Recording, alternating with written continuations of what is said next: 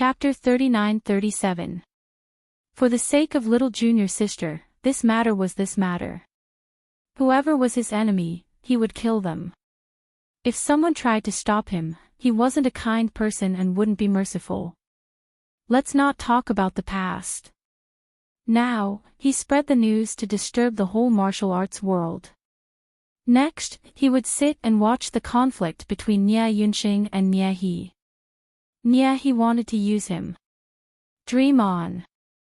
He wasn't that stupid. No, if it weren't for Miss Tang and young Master Lu, he might have fallen into Nia He's trap. Thinking of this, Di Weiping felt cold sweat on his back. When little junior sister begged him to shake hands with Nia He and forget about the hatred, he was destined to have no one in this world that he cared about. Like before, he wouldn't take the initiative to cause trouble for people related to Nia He. However, if they did, he wouldn't be polite. As for little junior sister, he wouldn't have her in the future. Di Weiping, a person who had no relatives or friends in this world. Di Weiping sat in a tea shop and listened to the divinations about Nia He and Nia Yunxing. He even met Tang Guo and Lu Qijin. What a coincidence. Miss Tang, young Master Lu. Di Weiping immediately greeted them and told them about his experiences these days. Tang Guo also shared the news she got. She said that Nia Yunxing took Ruan Qianling back to the villa. They probably wanted to snatch the treasure map. Hearing about the treasure map, Di Weiping slightly narrowed his eyes. Miss Tang, I have something to do. I'll take my leave first. Tang Guo looked at Di Weiping meaningfully. When he was far away, Lu Qijin said, "You did that on purpose." Yes, he'll be happy to participate in this game. An unrestrained Di Weiping won't die so easily. Lu Qijin nodded. Even if he's dying, if you don't want him to die, I can help you throw him to the Spirit Potion Valley. It was just to save a patient. The people of the Spirit Potion Valley were so bored every day. It was good to find something for them to do.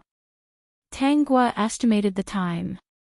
The side effects of Nia Yunxing practicing the embroidery art should be showing up soon. At this time, the rumor that Nia He had been cuckolded and that Nia Yunxing was not his biological son was spreading in Jianghu. Is this true? I heard that before Madame Nia married Villa Head Nia, she was indeed engaged to Di Weiping. It said that the two of them were childhood sweethearts and were only one step away from marriage. Unfortunately, Di Weiping had a bad temperament and made a big mistake. In the end, he was expelled from the villa. If Nia Yunxing is really Di Weiping's son, then wouldn't the father and son kill each other? While the people of Jianghu were discussing this heatedly, Di Weiping followed Nia Yunxing and the others to the Drifting Cloud Villa. At this time, Nia Yunxing and Ruan Qianling returned to the Drifting Cloud Villa. On the way back, they heard all kinds of rumors. They hurried back and happened to ask Nia He the truth with the rumors in Jianghu. Nia He didn't show any strange expression to the two's arrival. Instead, Nia He felt relieved when he heard the news in Jianghu. Dad, are the rumors in Jianghu true? Nia Yunxing pretended not to know the news that Su Xinyue passed to him. Seeing Nia He's kind face, his heart sank. Little junior sister wouldn't lie to him. Nia He was so calm as if nothing had happened. There was a big problem. Madame Nia was released. Nia He didn't know what he said to her, but she seemed to know nothing except that she had lost some weight. Chapter 39-38. Madame Nia's personal maidservant, who was always by her side, was indeed gone and replaced with a new face. Why was there a new maidservant all of a sudden? Faced with Nia Yunxing's questions, Nia He only sighed deeply and said, "Yunxing, no matter what you hear, don't let your imagination run wild. No matter what happens, you'll always be my, Nia He's, son. This is an unchangeable fact." Nia He patted Nia Yunxing's shoulder hard and continued to comfort him, don't care about what the Jianghu people say. Since you're willing to come back, this villa will always have a place for you. Father is very happy that you're back." Nie He's words were full of hints that Nie Yunqing wasn't his blood. Nie Yunqing almost couldn't hold himself back a few times. He hadn't spent all these years in the Jianghu for nothing. He was no longer the Jianghu newbie who had Drifting Cloud Villa as his backer. Even though he had a lot of doubts and wanted to ask many questions, he didn't continue asking. He came back to search for the treasure map. He probably wouldn't be able to get anything out of Nie He and would even arouse his vigilance. It was better to stay in the villa for now and find a chance to talk to his mother. Nie Yunqing breathed a sigh of relief when he learned that Madame Nie was fine. "Yunqing, go rest. Stay in the villa from now on and don't leave." Nie He persuaded, "I've already arranged for people to find a godly doctor.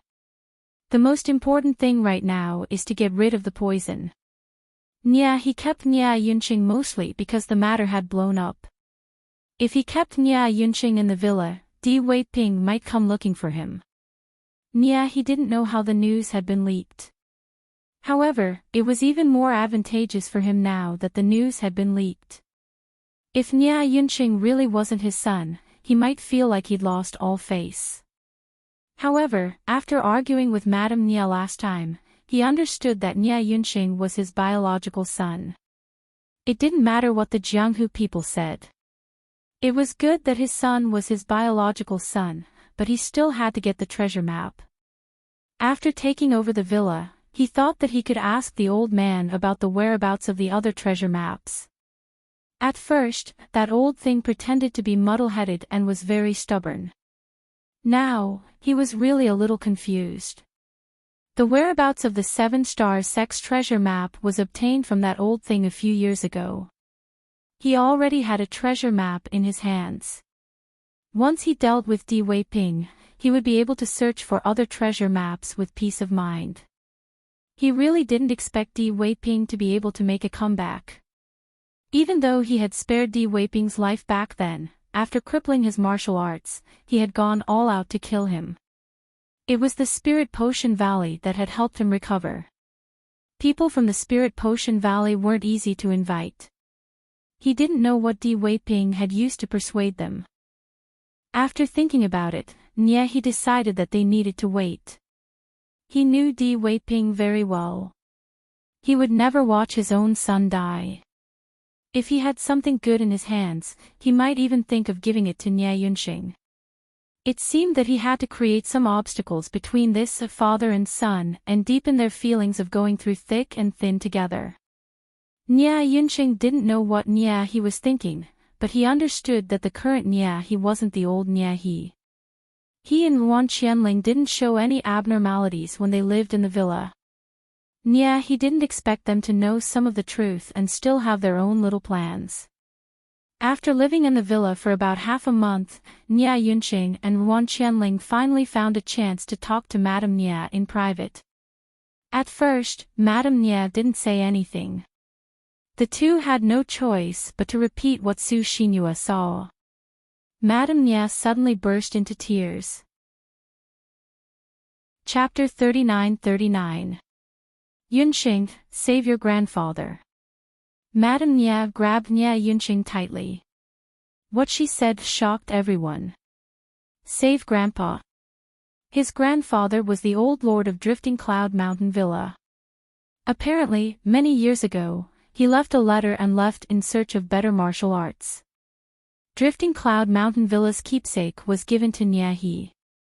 Madame Nie continued, he imprisoned your grandfather. I only found out about it after that incident last time. Madame Nie didn't expect that the old manor master, who had gone to seek more advanced martial arts, would be locked up by Nie He. Now that she understood everything, she was filled with regret.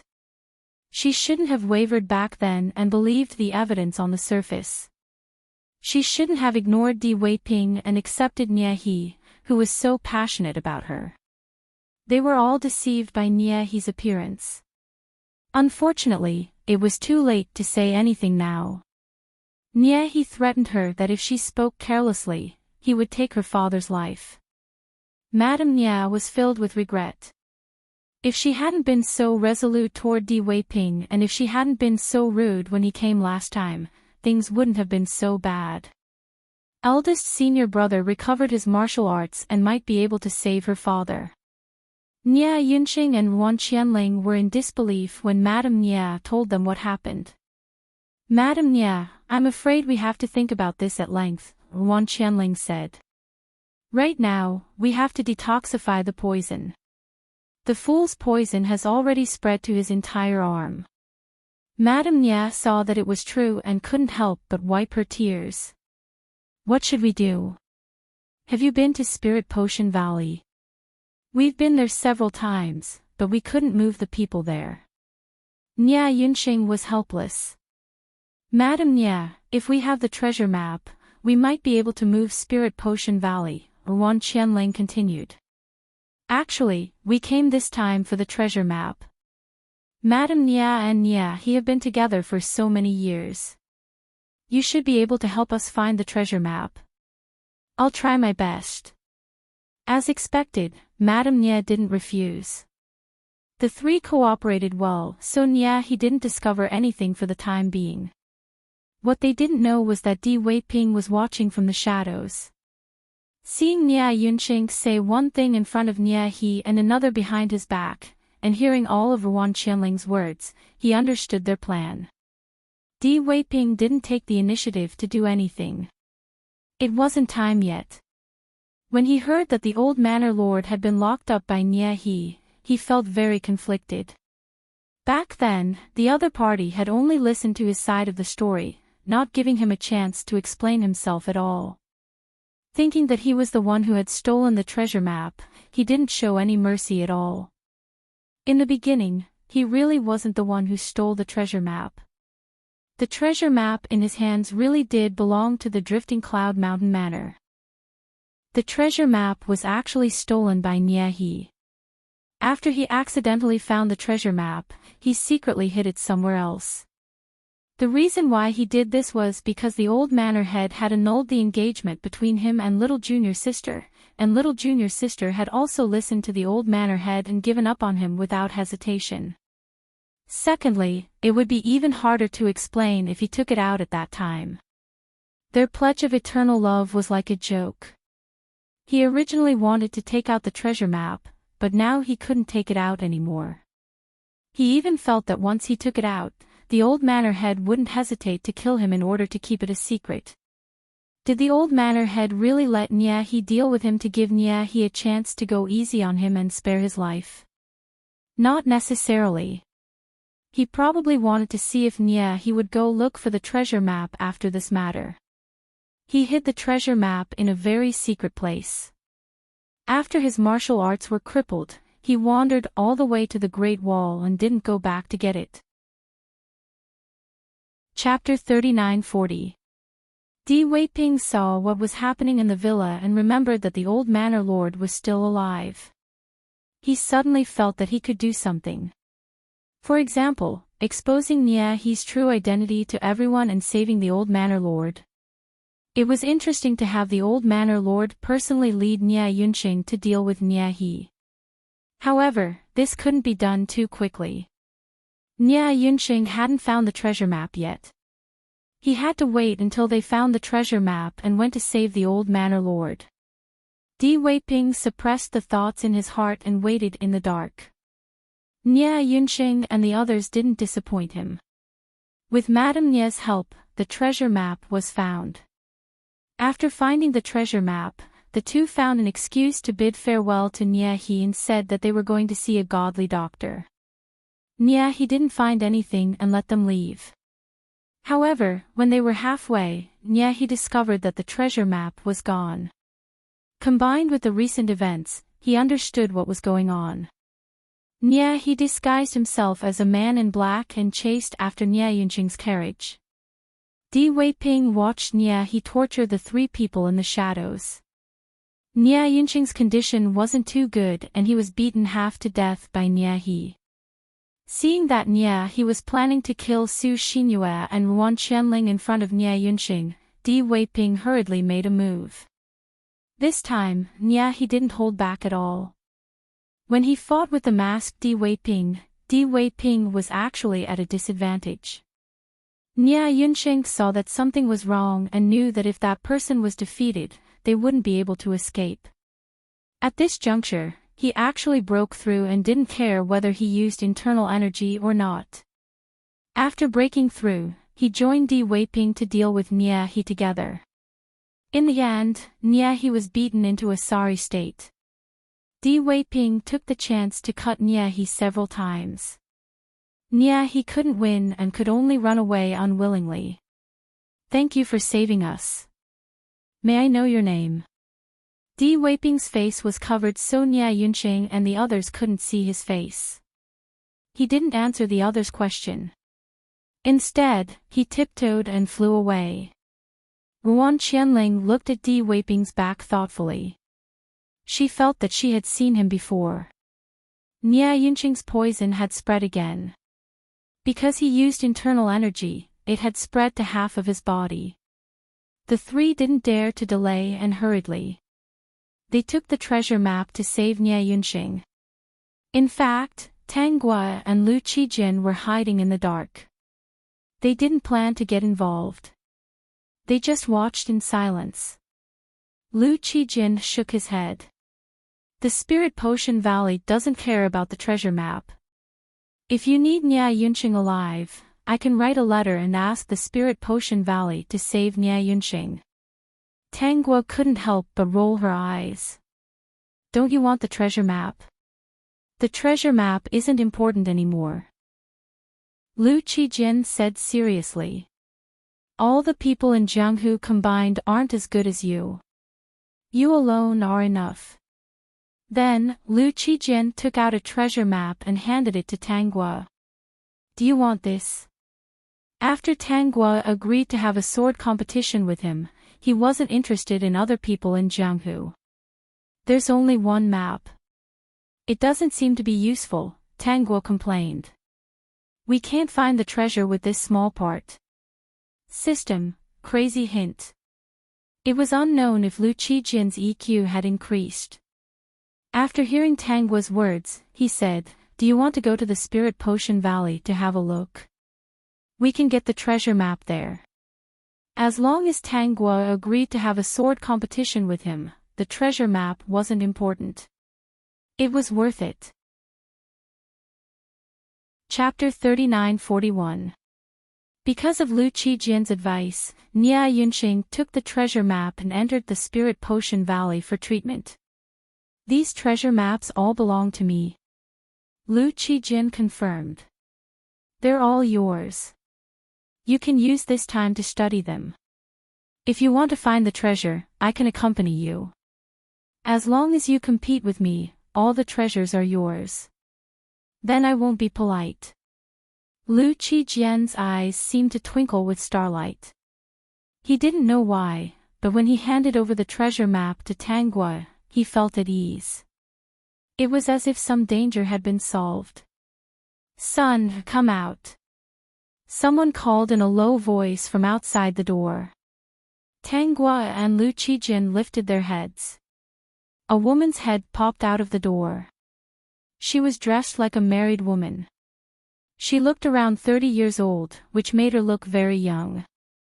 This woman was Lu Qijin's mother. However, her lively appearance didn't make her look like a woman who had a child as big as Lu Qijin. At this moment, another head popped out from above the woman. It was a good-looking man who looked around 30 years old. He was Lu Qijin's father. Behind them stood some young men. They were all tall and handsome. They were all looking around, looking at Lu Qijin with expectation. You should go. Lu Qijin nodded gently. If you need anything, just tell the servants. I'll be back soon. As soon as Lu Qijin went out, the group of people pressed him down and carried him away. Although he was a powerful swordsman, he couldn't resist this group of people. Son, what's your relationship with that girl? Lu Qijian's mother asked with a mischievous face. She rubbed Lu Qijian's head, her face happy. Good son, you've learned to find a girl by yourself. You're better than your brothers. She's such a pretty girl. Is she blind? You tricked her to come back. Father Lu rubbed his chin. His eyes were filled with confusion, and his face was full of confusion. Did you drug her? Or did you force her? Little brother, you can actually find a girl. Don't you know that your brothers don't have wives? How can you find a girl first? You can even trick a girl back. Are all the girls in Jianghu that easy to trick? The one who spoke was Lu Qijian's elder brother. Second brother Lu continued, why don't we go out and take a look? Third brother Lu said, father, mother, girls like little brother. We brothers should be able to trick a few of them back. Why don't we try? Little brother already has a girl. As older brothers, we can't always be single, right? Fourth brother Lu continued, look, your son is not young anymore. If he doesn't find a girl while he's still young, no one will want him in the future. The Lu couple was actually a little tempted. If the girls outside were easy to deceive and beautiful, it would be good to let their sons go out and deceive a few. Madam, I think we can let them go out and take a look. I'm afraid waiting in the valley won't work. That's right. The reason why these sons didn't have wives was because they felt that fate had come. They would definitely find one, so they just needed to wait in the valley. However, he didn't expect that his youngest son would return with a beautiful young lady. Okay, let's make it clear first. You can only use your mouth to coax the girl back. You're not allowed to use any other methods. Madame Lu compromised. She grabbed Lu Qijian's arm. Darling son, if you have time during this period, teach your brothers more. Let them learn how to get a wife. Chapter 39-42. Little brother, do you mean that if you like a girl, you should compete with her? Big brother Lu frowned. But I'm good at swordsmanship. Can I use poison? I'm good at poison. Other than swordsmanship, is there any other way? Second brother Lu frowned. I'm good at saving people. Can I compete with a girl in curing diseases? Third brother Lu said, I can compete with a girl in swordsmanship. My swordsmanship isn't as good as yours, but everyone says I'm pretty, fourth brother Lu said. How about I go and compete with a girl? Maybe she'll be impressed by my good looks and be willing to be my wife. Big brother Lu laughed. We have our own strengths. Why don't we use our strengths to find a girl we like and compete with her? If we win, she'll be willing to come back. Lu Qijian, who was in the corner, didn't say anything as he watched his four brothers discuss. He wondered how many sisters-in-law his brothers could trick. But he always thought it wasn't easy to get a sisters-in-law. He thought his brother's method was easy to be beaten. After all, not everyone was like Miss Tang. Besides, Miss Tang's swordsmanship was exquisite. He wasn't sure he could win. No, the relationship between him and Miss Tang seemed to be misunderstood by his family. Lu Qijian wasn't the kind of person who liked to explain. The Lu family was different from ordinary people. Even if he explained, they would misunderstand. Okay, let's go and see Nia Yunxing. After we cure him, we'll go and find a wife. Big brother Lu said. The brothers hurried out. Lu Qijian went to look for Tangguo with a confused expression. Seeing that she was studying the treasure, he quietly sat on the side and didn't say anything. From time to time, he would refill her tea. People in the Spirit Potion Valley were all capable people. With the help of the Lu brothers, Nia Yunxing's poison was cured in half a month. Nia Yunxing was very happy that he got his life back, but he didn't mention leaving. It wasn't easy to come to the Spirit Potion Valley. He wanted to stay a little longer and make friends with the people there. The people of the Spirit Potion Valley weren't easy to get along with. They all had bad tempers.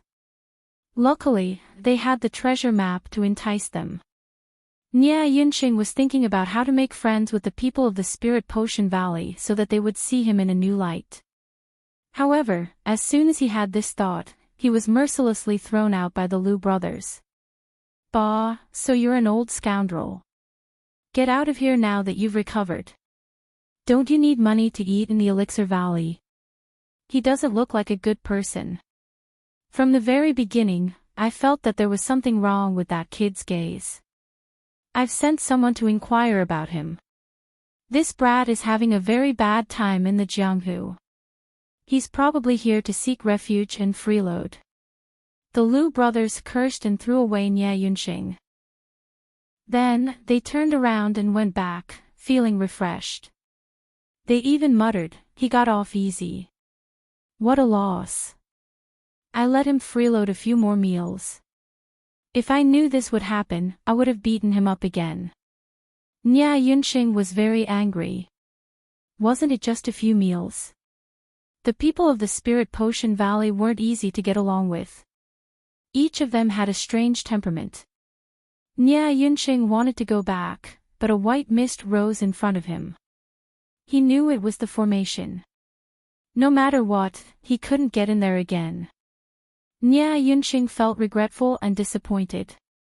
However, he didn't have any solution.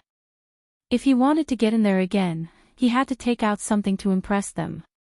Ruan Qianling and Su Xinyue, who were waiting outside, hurried to greet him and ask about the situation.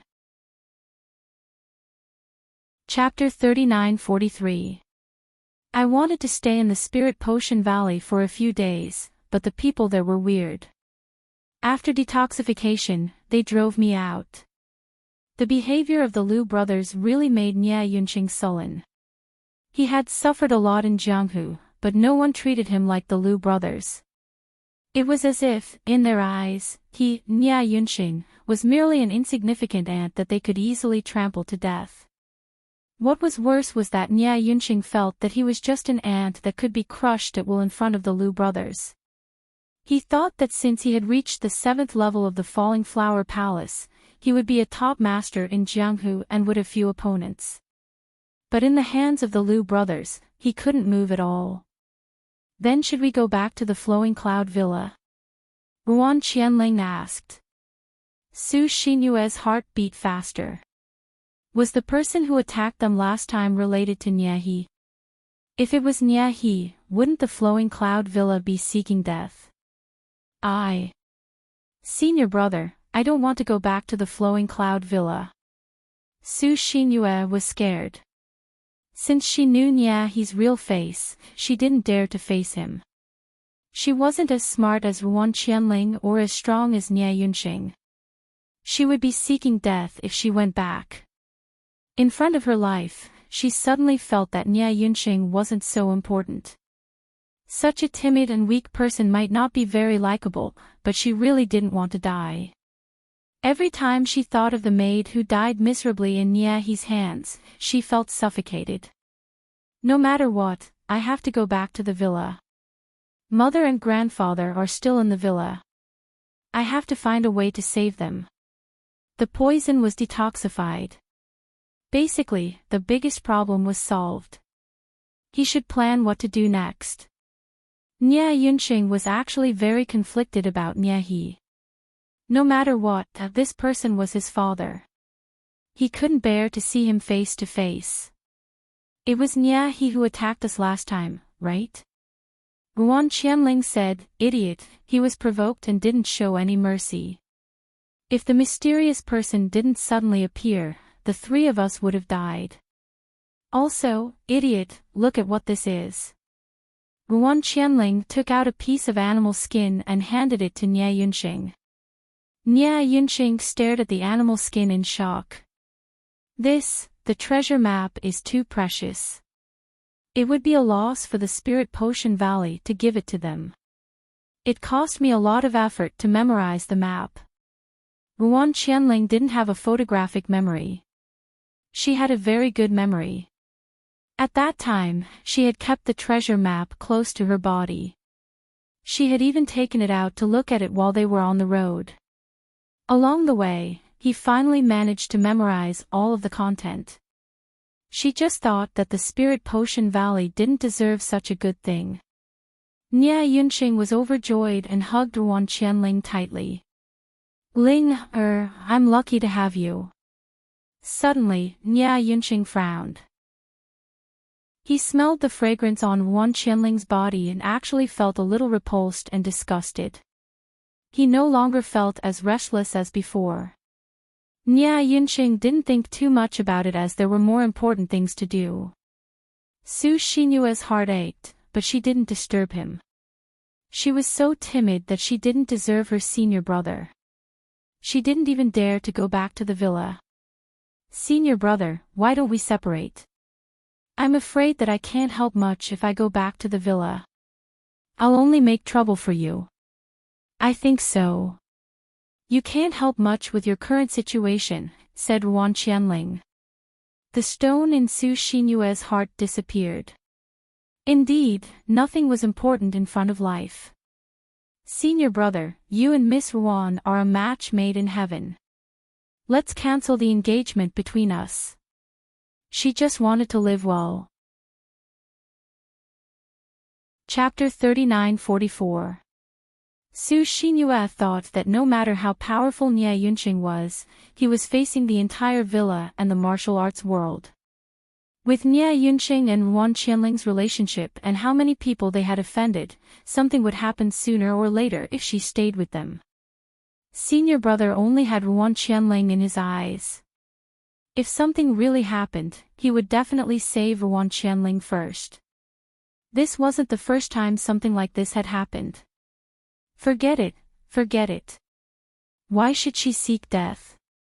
She might as well conceal her identity and find a safe place to live. Little junior sister, have you really thought it through? Nia Yunqing was a bit disappointed and didn't want Su Xinyue to leave.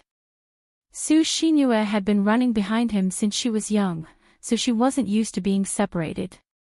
Su Xinyue said with a long face, Senior brother, I'm really scared.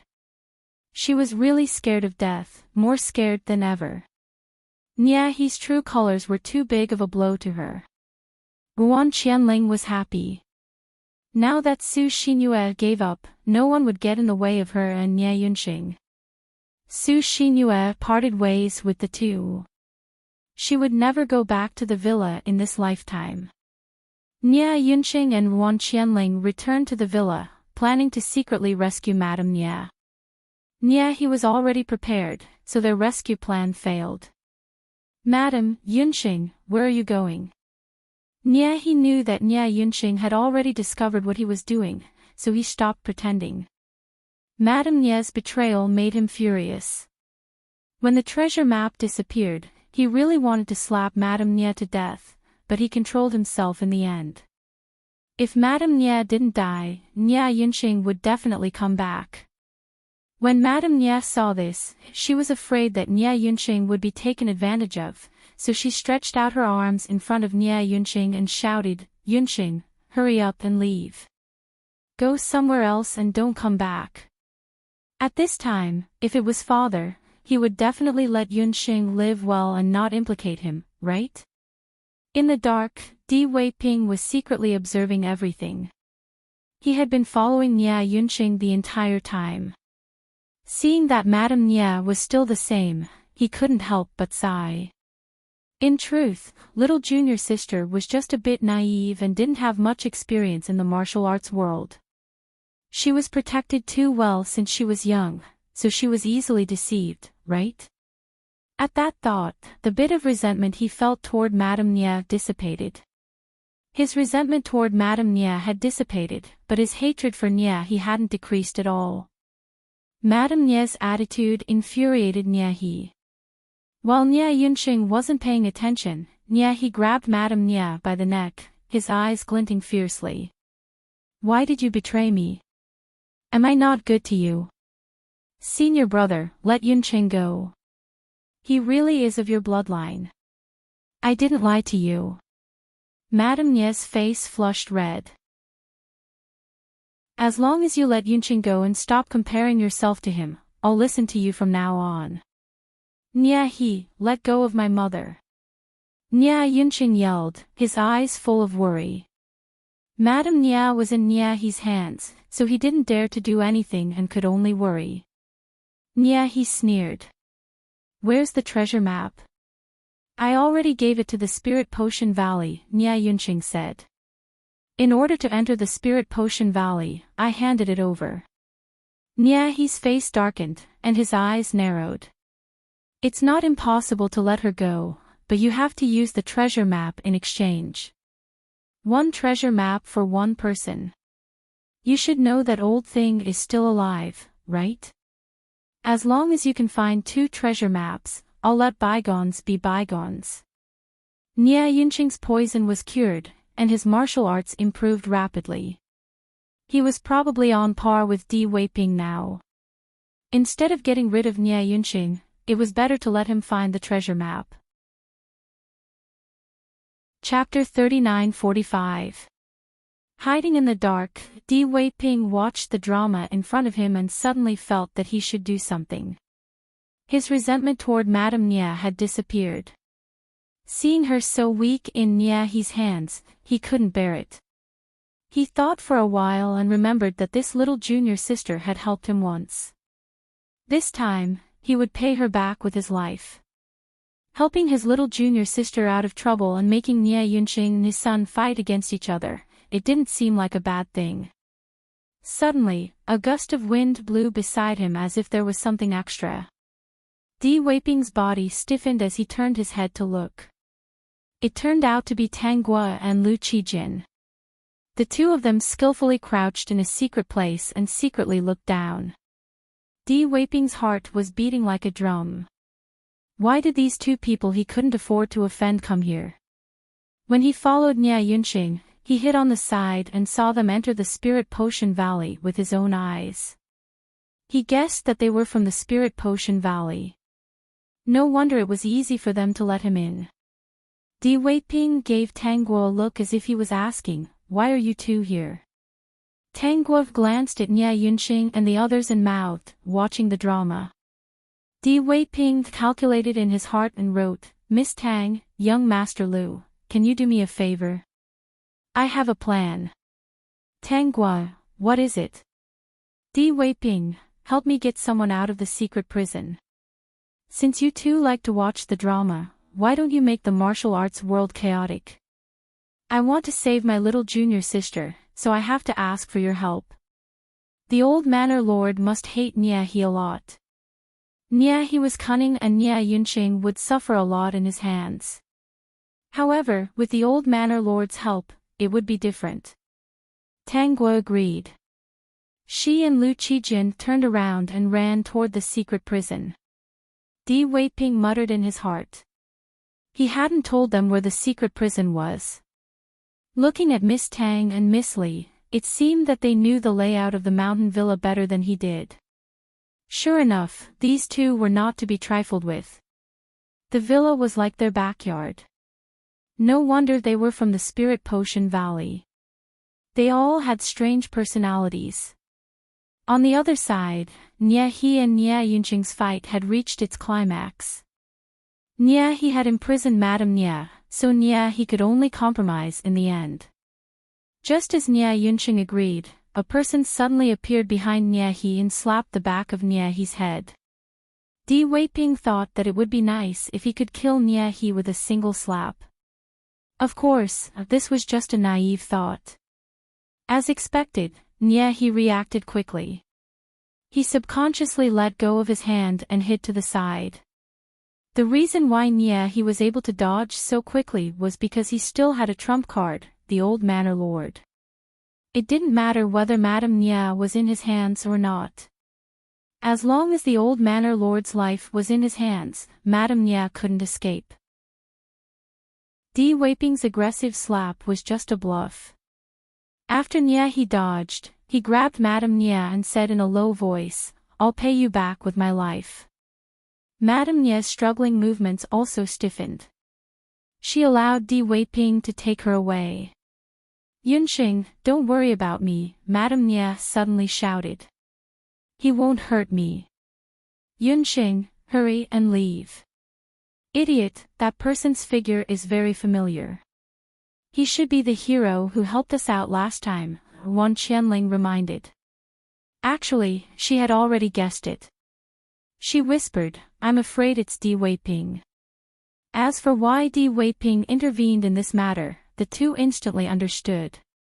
Could it be that he thought Nia Yunxing was his bloodline? If that's the case, then it's fine. Nia Yunxing relaxed. Nia he stared into the distance with a cold expression. He gritted his teeth and said angrily, Di Weiping. Chapter 39-46. Ling, let's go. Nia Yunxing didn't fight with Nia he because he was still hesitant. He didn't want father and son to fight. Secondly, he didn't want to repeat what happened to Madame Nia. Right now, Wan Qianling wasn't a martial arts expert. If she wasn't careful, it would be easy for Nia he to take advantage of her. At that time, she would be under his control again. Nia he didn't chase after her. He still had a trump card. However, when he returned to the dark prison and found it empty, he trembled with anger.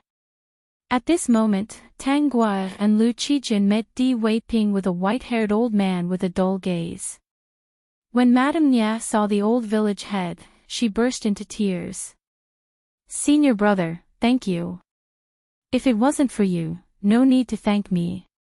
I'm just returning your life. Di Weiping waved his hand. We're even now. He didn't even look at the old village head. I wonder how Yunxing is. Senior brother, can you? Di Weiping's face was cold. No, I don't have time. What did the life or death of Nia He's son have to do with him?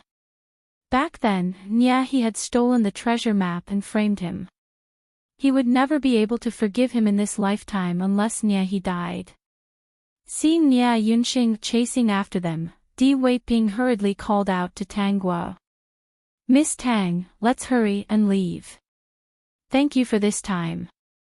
He didn't want these two people he couldn't afford to provoke to get involved and let that brat Nia Yunxing know that he could take advantage of them. Wishful thinking. Di Weiping treated Tang Guo and Lu Qijin to a meal and happily drank a jar of wine. He said, this is the first time I've ignored my junior sister's request. In the past, no matter what she said, he would listen to her. Sure enough, he didn't have her in his heart anymore. After listening to Di Weiping's nonsense, the two sides bid farewell. Everything had been sped up, and many people's endings had been changed. Tang Guo felt that there was nothing left to do. Lu Qijin, didn't you want to have a sword duel? Lu Qijin asked expectantly, now. Tang Guo pulled out her sword and nimbly drew a sword flower. Now. Do you want to come? If you don't, we won't compete in the future. Bye. Lu Qijin quickly replied. Ever since he met Tang Guo and sparred with Nia He had never sparred with anyone else. Lu Qijin was very surprised that he didn't feel anything was missing in the past few years when he hadn't competed with others. Miss Tang, you can state a condition. Although they were very familiar with each other, Lu Qijin still wanted to go through the process. Anyone who agreed to compete with him in swordsmanship could raise a condition.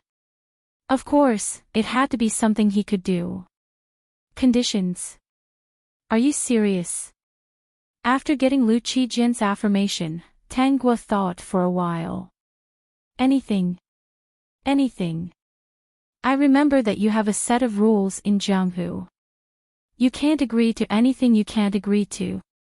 Tang Guo reminded him. If I state a condition you can't agree to, it will be troublesome. You state it first. Lu Qijin silently thought that Miss Tang wouldn't ask him to do anything heinous. She wasn't that kind of person. In that case, there shouldn't be anything he couldn't agree to. Do you know my identity? Before Lu Qijin asked, she continued, "You should have guessed that I'm from the Falling Flower Palace. What I want to tell you is that I'm not only from the Falling Flower Palace, but also the head of the Falling Flower Palace. I'm known as the female devil in Jianghu." Lu Qijin's expression was calm. He wasn't surprised by this result. "Is Miss Tang still surnamed Tang?" "Of course. That's it. Anyway, it's Miss Tang. Identity wasn't important. Then I'll state a condition." "Just state it, Miss Tang." In recent years, the Falling Flower Palace has been training a new palace master. When the new palace master takes over the Falling Flower Palace, I will retire. In other words, I won't be the palace master anymore. Lu Qijin, if Miss Tang has nowhere else to go, you can come to the Spirit Potion Valley. So the palace master of the Falling Flower Palace quit. Did she want to leave the Falling Flower Palace? System, yes, the desire to live is back. When I retire, I'll lack a companion. I think you're just right. Do you understand? Tang Guo smiled. Chapter 39-47. Lu Qijin suddenly thought of his 4 elder brothers who had gone to Jianghu to find their wives. He seemed to have understood something. Miss Tang wanted to be his wife. Was it because he had been working tirelessly by Miss Tang's side that she was moved? To be honest, he had never thought about finding a wife before, unlike his elder brothers who were eager to find a wife. However, if his wife was Miss Tang, he would be more than willing. There was no one better than Miss Tang. "What do you mean, Miss Tang?" Tang Guo said, "I want to find a husband with exquisite swordsmanship." "Who do you think has the best swordsmanship in Jianghu except for me?" "Me," Lu Qijin said without hesitation. In the whole Jianghu, he really couldn't find anyone who had better swordsmanship than him except for Miss Tang. After answering, he felt that something was wrong. He saw Tang Guo looking at him with a smile, as if she was saying, "Do you understand?" which made him stunned. "My condition is to find a husband with the best swordsmanship. Can you do it? If there is someone who has better swordsmanship than you, that's fine too."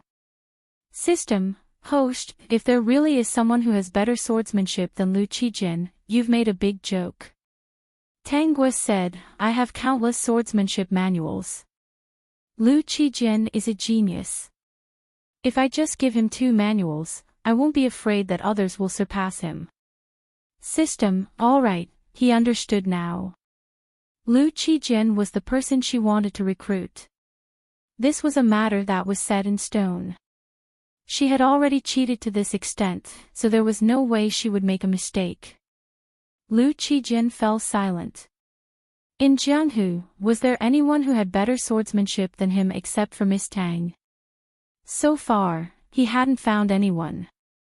And he always hoped that there was no such person. He raised his head and looked into Tang Guo's eyes. "Miss Tang, I don't think there is anyone who has better swordsmanship than me except for you. I agree to your condition. Will your parents agree?" Lu Qijin replied, "Yes." In his parents' eyes, Miss Tang was his wife, wasn't she? This condition was really too simple. He felt that he had taken advantage of the situation. Not only did he have a wife, but he could also spar with her at any time in the future and improve together. Tang Guo and Lu Qijin found a forest and planned to have a sword duel there. The 2 of them drew their swords and instantly engaged in battle. Their figures could not be seen clearly because they were too fast. He could only vaguely see 2 figures fighting amidst the smoke and dust in front of him, as well as countless shadows of swords and sabers. The whistling of the wind and the clashing of thousands of swords could be heard. In less than half a cup of tea's time, everything seemed to be over. Countless leaves that had been cut down slowly floated to the ground. Billowing smoke and dust also covered the ground. The 2 fighting figures also froze in the forest. When all the smoke and dust had dissipated, the scene of the two could be seen clearly. The tip of Tangua's sword was pressed against Lu Qijin's throat. With just a little bit of force, his neck would be pierced. As for the sword in Lu Qijin's hand, it was in an attacking state. Merely this movement was enough to prove that Lu Qijin had lost the match. Lu Qijin, you lost. I only know. Lu Qijin's eyes were very bright. He did not feel sad about losing at all. On the contrary, he felt very excited. He did not know whether it was because he had finally been defeated or because of other reasons. In short, he had never been so excited since he started practicing swordsmanship. Chapter 39-48. Miss Tang, your swordsmanship is really exquisite. After we get married, can we practice swordsmanship every day? Lu Qijin thought that both the swordsmanship competition and Tangua's conditions were too good. His wife's swordsmanship was more exquisite than his. Would he need to find someone to practice swordsmanship with in the future? System, host, this guy doesn't want your body. He wants your swordsmanship. I'm dying of laughter. Tangua, I think it's a bit unfair. Then. Lu Qijin, just pretend you didn't mention that condition. Tangua regretted. She shouldn't have mentioned that condition. Look at this idiot. He was so happy that he was almost drooling. Lu Qijin hurried to say, Miss Tang, I'm not a man who doesn't keep his words. I've promised, and I'll do it. Lu Qijin put away his long sword and walked to Tangua, grabbing her wrist. Let's talk about where you'll live after you retire. Also, we'll go back to the Spirit Potion Valley to prepare for our marriage. He had already agreed to the condition. How could he regret it? Lu Qijin mumbled in his heart. He pulled Tangua and walked to the Spirit Potion Valley. His wife was so good at swordsmanship. He couldn't find another one in the entire martial arts world. He couldn't miss this chance. System, what a joke. Lu Qijin was a man who acted quickly. He took Tangua back to the Spirit Potion Valley that day. Facing the Lu couple's doubtful eyes, Lu Qijin said, Dad, Mom, I lost to Miss Tang in the swordsmanship competition. The Lu couple's eyes brightened when they saw Tangua. They didn't expect this pretty girl to be so powerful that she could defeat their little boy. Miss Tang said that if I lost, I would marry into her family. Do you have any objections? Lu Qijin's words surprised the Lu couple. Lu Qijin's father almost blurted out, Kid, you're so lucky. Anyway, he didn't see any bit of unwillingness on their faces. When they came back to their senses, the two of them hurriedly nodded. Marrying into the Lu family was a good idea. The Lu family had many sons. It wouldn't be a problem to have a few of them marry into the Lu family. They just needed to leave one to look after the Spirit Potion Valley. He wondered how his other sons were doing after going out to roam the pugilistic world. In any case, the matter between Tangua and Lu Qijin was settled in a muddle-headed manner. When are we getting married? Tangua rubbed her forehead. Lu Qijin, are you in such a hurry to get married because you want my swordsmanship? Although I am craving for swordsmanship, haven't we already decided? It's who wants me to marry into your family. I feel that you won't be able to find another woman like in the pugilistic world. It's better for us to get married early. Since he was so powerful, what if he was attracted by other swordsmen? It was said that the number one beauty in the martial arts world, Luo Lisin, was lusting after the rising stars of the martial arts world. Every time a dazzling martial arts rookie rose to prominence, they would not be able to escape Luo Lisin's adoration. Luo Lisin's enthusiasm came and went quickly. He was afraid that would be like Luo Lisin and not want him after a while. After all, his swordsmanship should be full of loopholes in her eyes. However, he would work hard to study swordsmanship. After the previous exchange, he had learned a lot. Next time, he would strive to be able to last 2 minutes in her hands. Seeing Lu Qijian's determined look, Tang Guo almost dropped the teacup in her hand. At this moment, she felt that she was the boss in a game, and Lu Qijian was the player who came to farm the boss. This analogy was indeed a little strange. Chapter 39-49. There are still some things in Jianghu that haven't been settled yet. Let's talk about it after I retire. Lu Qijian was a little disappointed. He suddenly felt that his swordsmanship wasn't that great anymore. In front of Tang Guo were 3 treasure maps. I've already figured out this map. Lu Qijian, help me find the treasure and bring it back. The two spent about half a month. With the help of the map and the system, they found a treasure. Tang Guo divided the treasure into 2 parts. Half of it was moved to the Falling Flower Palace, and the other half was given to Lu Qijian. After the treasure was moved, she arranged for people to restore the mountain where the treasure was hidden to its original state, as if no one had ever been there. She didn't forget that the soul-snatching sect and the soul-departing palace had once destroyed the Falling Flower Palace. She took out 2 treasure maps and made them fall into the hands of the soul-snatching sect and the soul-departing palace. She also deliberately made it known to the Jianghu. Nia Yunxing and his group found a place to hide. Half a month later, the manor lord gradually regained consciousness. At this time, the entire Jianghu was discussing the treasure map. Nia he wholeheartedly wanted the treasure map, but he didn't expect the soul-snatching sect and the soul-departing palace to get it. He coveted it. Nia he didn't have the mood to ask Nia Yunxing and his group. He just wanted to get the treasure map as soon as possible. Nia he, who was greedy, used the same trick again. He pretended to be Nia Yunxing and killed his way into the soul-snatching sect's territory. He killed everyone he saw. After all, the soul-snatching sect was an evil sect. Even if it was destroyed, the people of Jianghu would only celebrate and say that evil people had their retribution. In just one night, Nia he killed everyone in the soul-snatching sect. He left some people alive so that he could frame Nia Yunxing. He took the treasure map and left excitedly. In order to avoid trouble, he went to the soul-departing palace at dawn. Although news spread quickly in the Jianghu, the news about the soul-snatching sect only spread overnight. Before the people of the soul-departing palace received the news, Nia he, who pretended to be Nia Yunxing, had already killed his way in. Nia he was determined to steal the treasure map. There were 2 treasure maps. He only needed the one in the Elixir Valley to get the treasure map.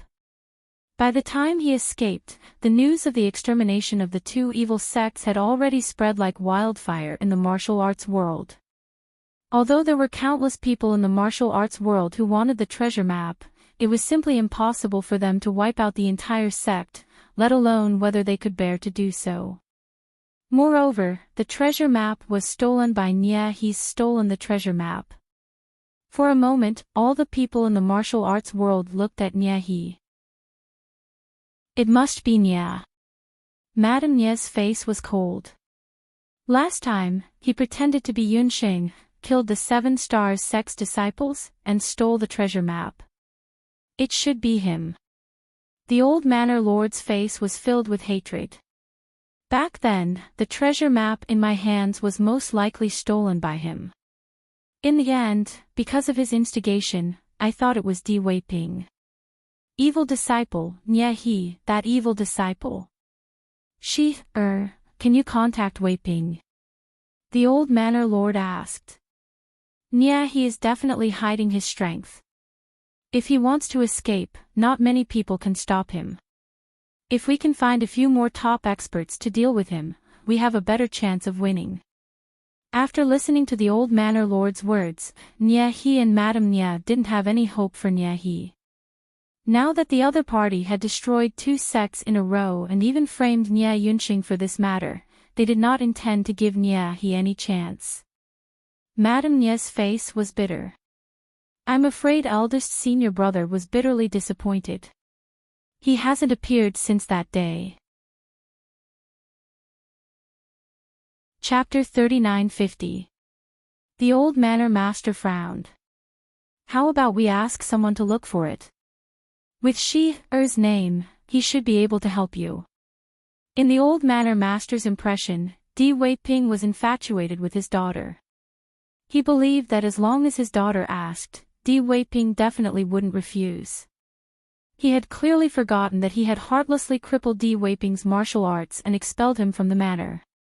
If he didn't want to know where the treasure map was, he wouldn't have spared Di Weiping's life. Unfortunately, Di Weiping didn't show up, so the old manor master's plan fell through.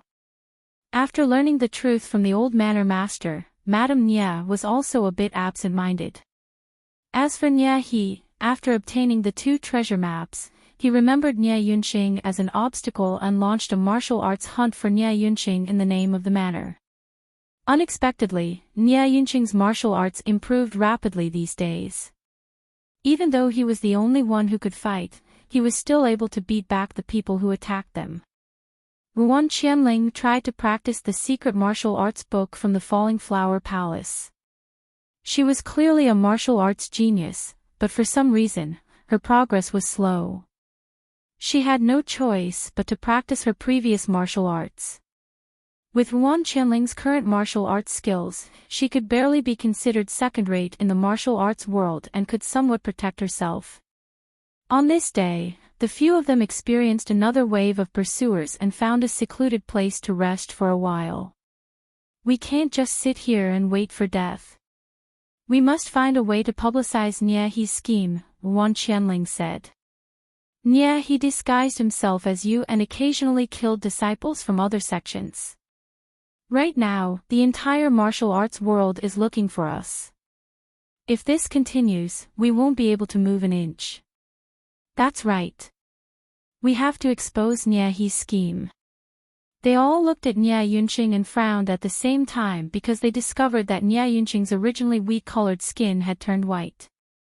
No, it could even be said that it could be broken by a blow. Indeed, we must expose Niahi. Nia Yunqing didn't feel the others' gazes. He started to talk about his idea.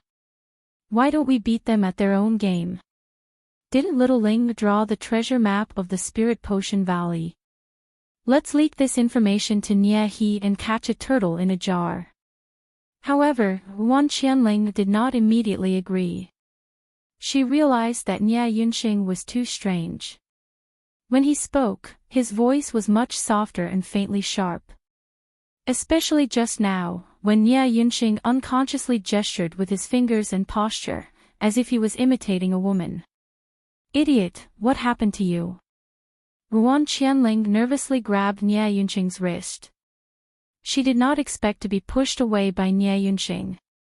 There was a hint of disgust between his brows. This made Ruan Qianling shocked, puzzled, and upset. The old manor master and Madame Nia Yunqing also noticed, but Nia Yunqing quickly avoided their gazes. I'll arrange this. Doesn't Ling-er know how to disguise herself? I'll have to trouble you to disguise mother and grandfather. After saying that, Nia Yunqing left. Ruan Qianling's face was full of worry. Don't you feel like something's wrong with him recently? Madame Nia and the old manor master nodded in unison. Not only was something wrong, it was very wrong. However, they couldn't think too much about it right now.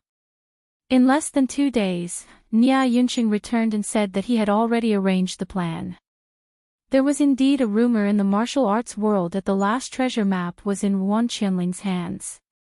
Everyone believed it, including Niahi. He already guessed that it was most likely Ruan Qianling who drew the contents of the treasure map.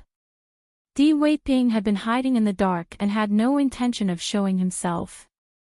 If he showed himself now, Madame Nia would definitely look at him with teary eyes. Chapter 3951. Even if little junior sister was deceived, he didn't want to be involved with her after experiencing so much. After Nyehi died, he would leave this place and go to the yellow sand lake. At this point, Tangwa didn't pay attention to it anymore. Tangwa returned to the Falling Flower Palace mainly to prepare for her retirement. She moved half of the treasures to the Falling Flower Palace and left the other half to Lu Qijin. She said that it was a betrothal gift, and Lu Qijin gladly accepted it.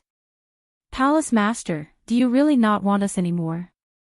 Hearing Tangwa say that she wouldn't be the Palace Master in the future, the members of the Falling Flower Palace, including a little girl who looked about 10 years old, were anxious.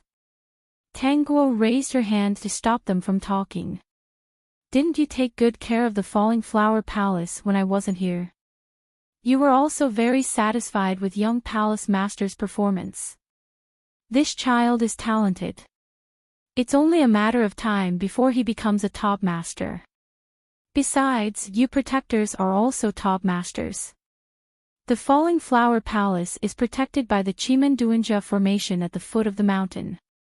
The Falling Flower Palace doesn't care about Jianghu matters, so there's no need to worry about people targeting the Falling Flower Palace. Tangwa took off her mask and revealed her true face. "If you want to retire in the future, you just need to find a successor. I'm not going anywhere. I'm just going to open a tea shop at the foot of the mountain and live a different life. If the Falling Flower Palace has any difficulties, just send someone to find me." Chiu Ming and the others widened their eyes and didn't know what to say for a moment. When they saw Tangwa's face again, they fell silent. Wasn't this the mysterious Miss Tang in Jianghu?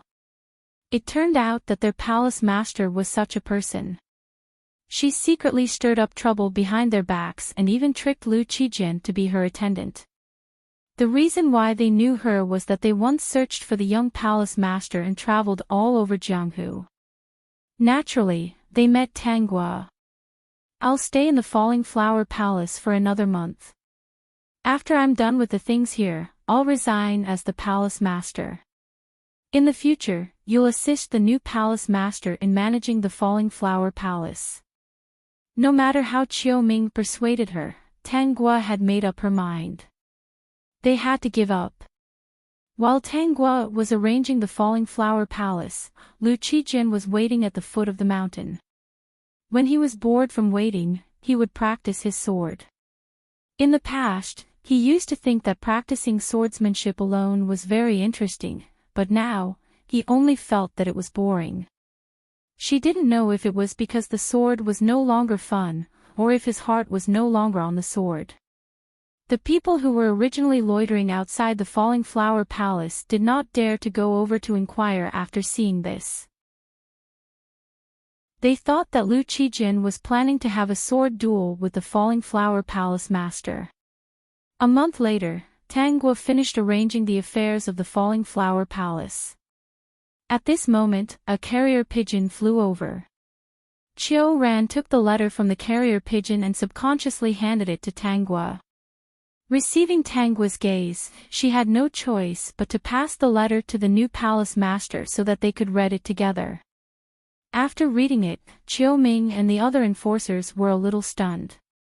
Their faces were full of shock as they said to Tangwa, "Gong."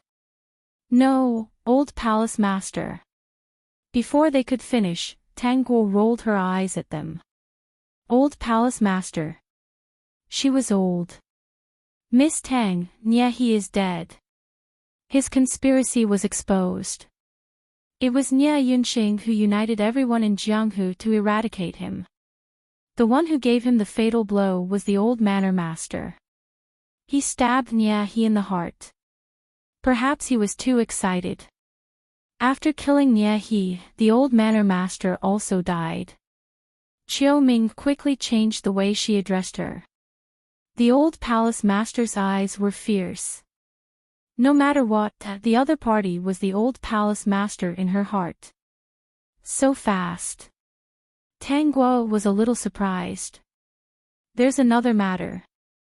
Chiu Ming hesitated for a moment before saying, "During their dispute, Nye he severed Wan Qianling's meridians. Chapter 3952. She may really be disabled, which means she can't practice martial arts in the future. Seeing that Tang Guo didn't have any reaction, Chiu Ming and the others were not worried anymore.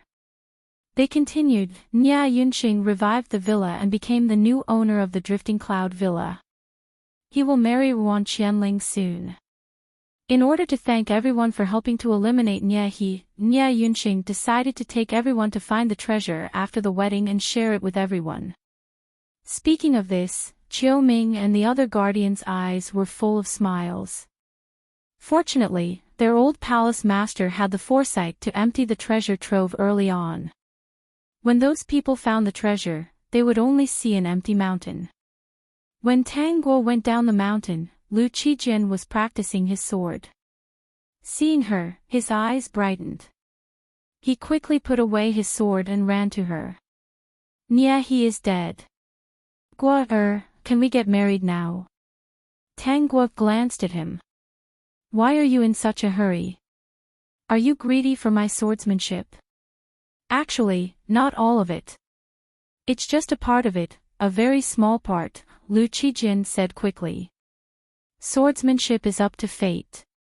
The main reason is that I want to get married. Tang Guo and Lu Qijin opened a tea shop at the foot of the mountain and hired 2 waiters to help. When they were free, she and Lu Qijin would practice swordsmanship in the backyard. They had a good time. In the Drifting Cloud Villa, Nye Yunqing and Wan Qianling were getting married. They invited important figures in the Jianghu, so the wedding day was very lively. This scene seemed to be really peaceful. Next, they would welcome a new life. However, no one knew that on the wedding night, when Wan Qianling and Nye Yunqing were intimate, she was slapped away by him and almost got hurt. Yunqing, I think you're sick. Should we invite people from the Elixir Valley to find the treasure with the condition that they treat your illness? Wan Qianling wasn't angry. Even though she felt wronged, she thought it was because Nye Yunqing was sick or was poisoned.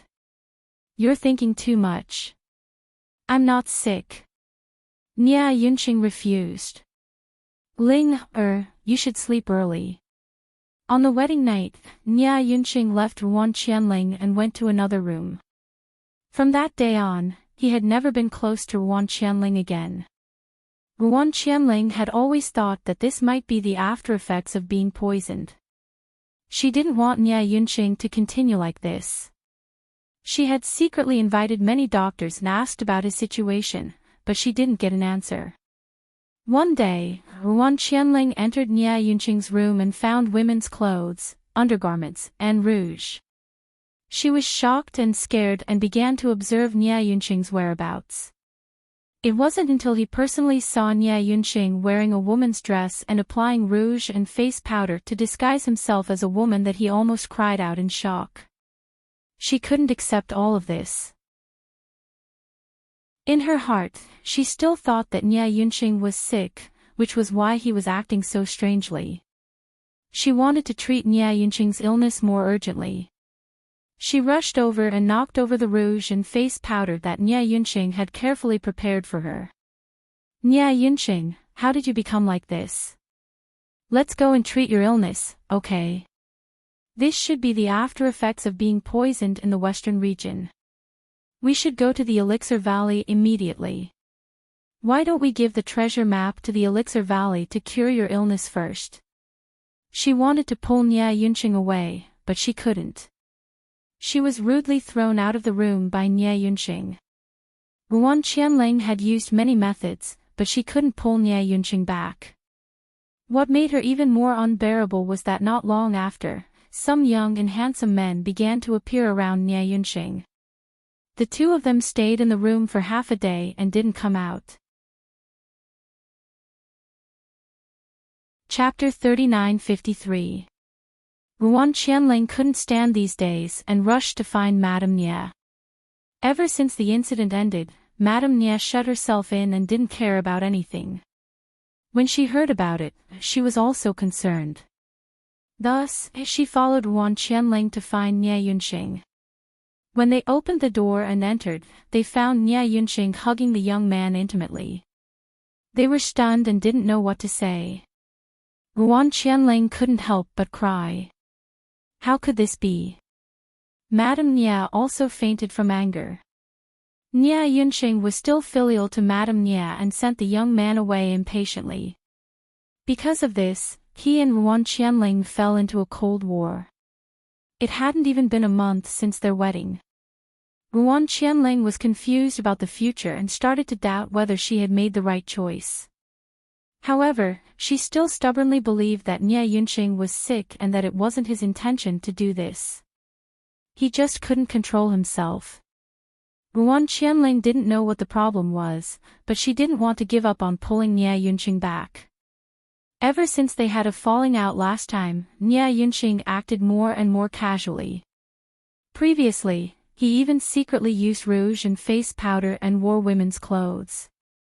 Now, in the manner, he was doing this openly and didn't care about what the world thought. The news of Nie Yunxing getting close to the young man gradually spread in the pugilistic world. Wan Qianling saw that the situation wasn't right and quickly asked people to spread the news that Nie Yunxing was like this now because of the after effects of being poisoned. When the people in the pugilistic world heard this explanation, they all believed it. Seeing that she couldn't persuade Nie Yunxing, Wan Qianling decided to use another method. While Nie Yunxing wasn't paying attention, she drugged him.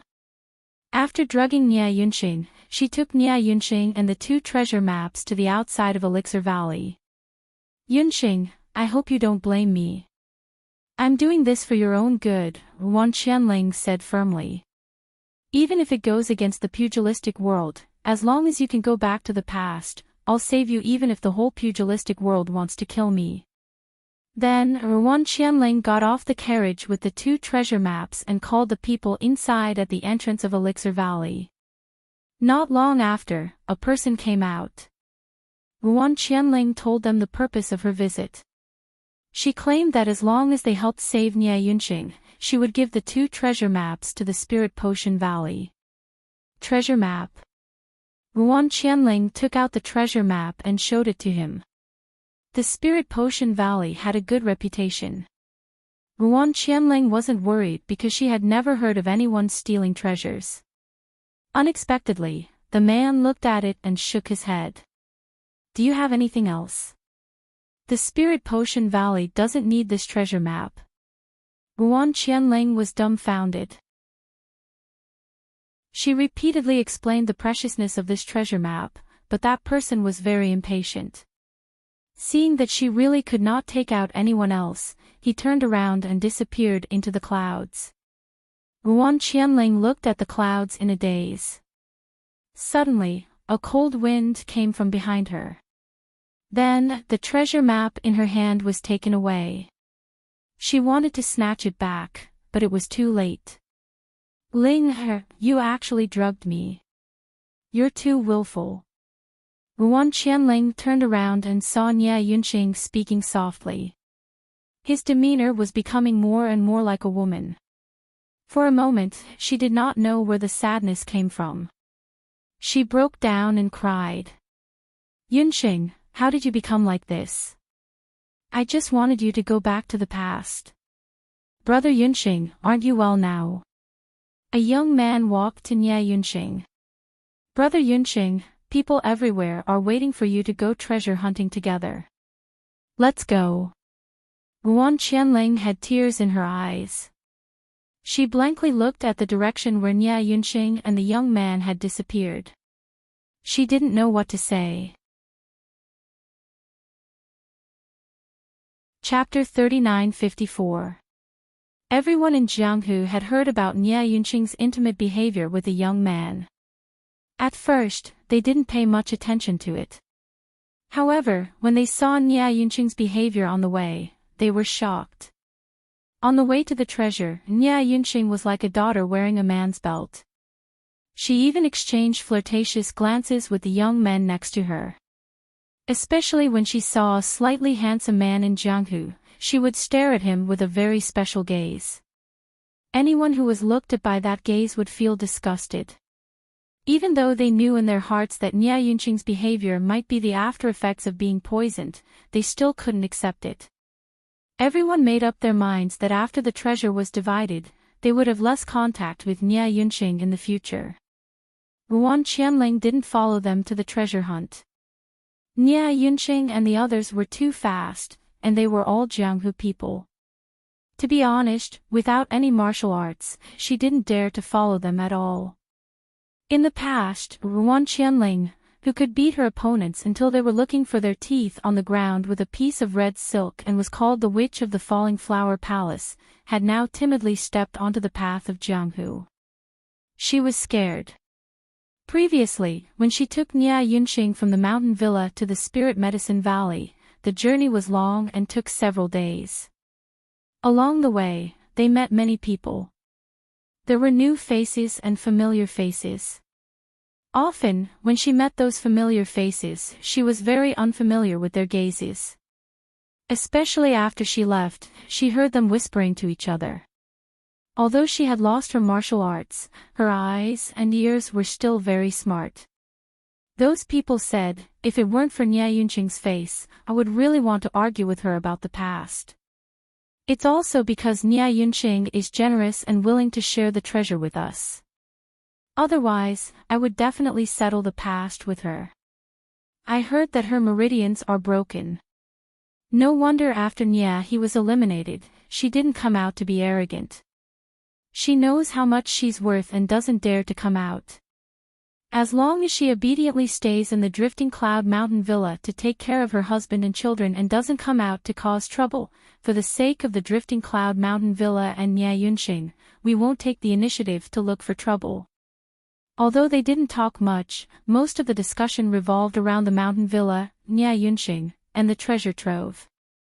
In other words, if he didn't have these things to rely on, he would probably encounter all kinds of trouble in the Jianghu. At that time, she was wholeheartedly trying to save Nia Yunqing. Even when she heard these words, she could only grit her teeth and silently endure it. No matter how sad she was, there was nothing she could do. If his meridians couldn't be broken and he couldn't practice martial arts, then he would be a cripple in this Jianghu. She was still practicing the cultivation technique she had given to Nia Yunqing. Unfortunately, the effects were minimal and she was in despair.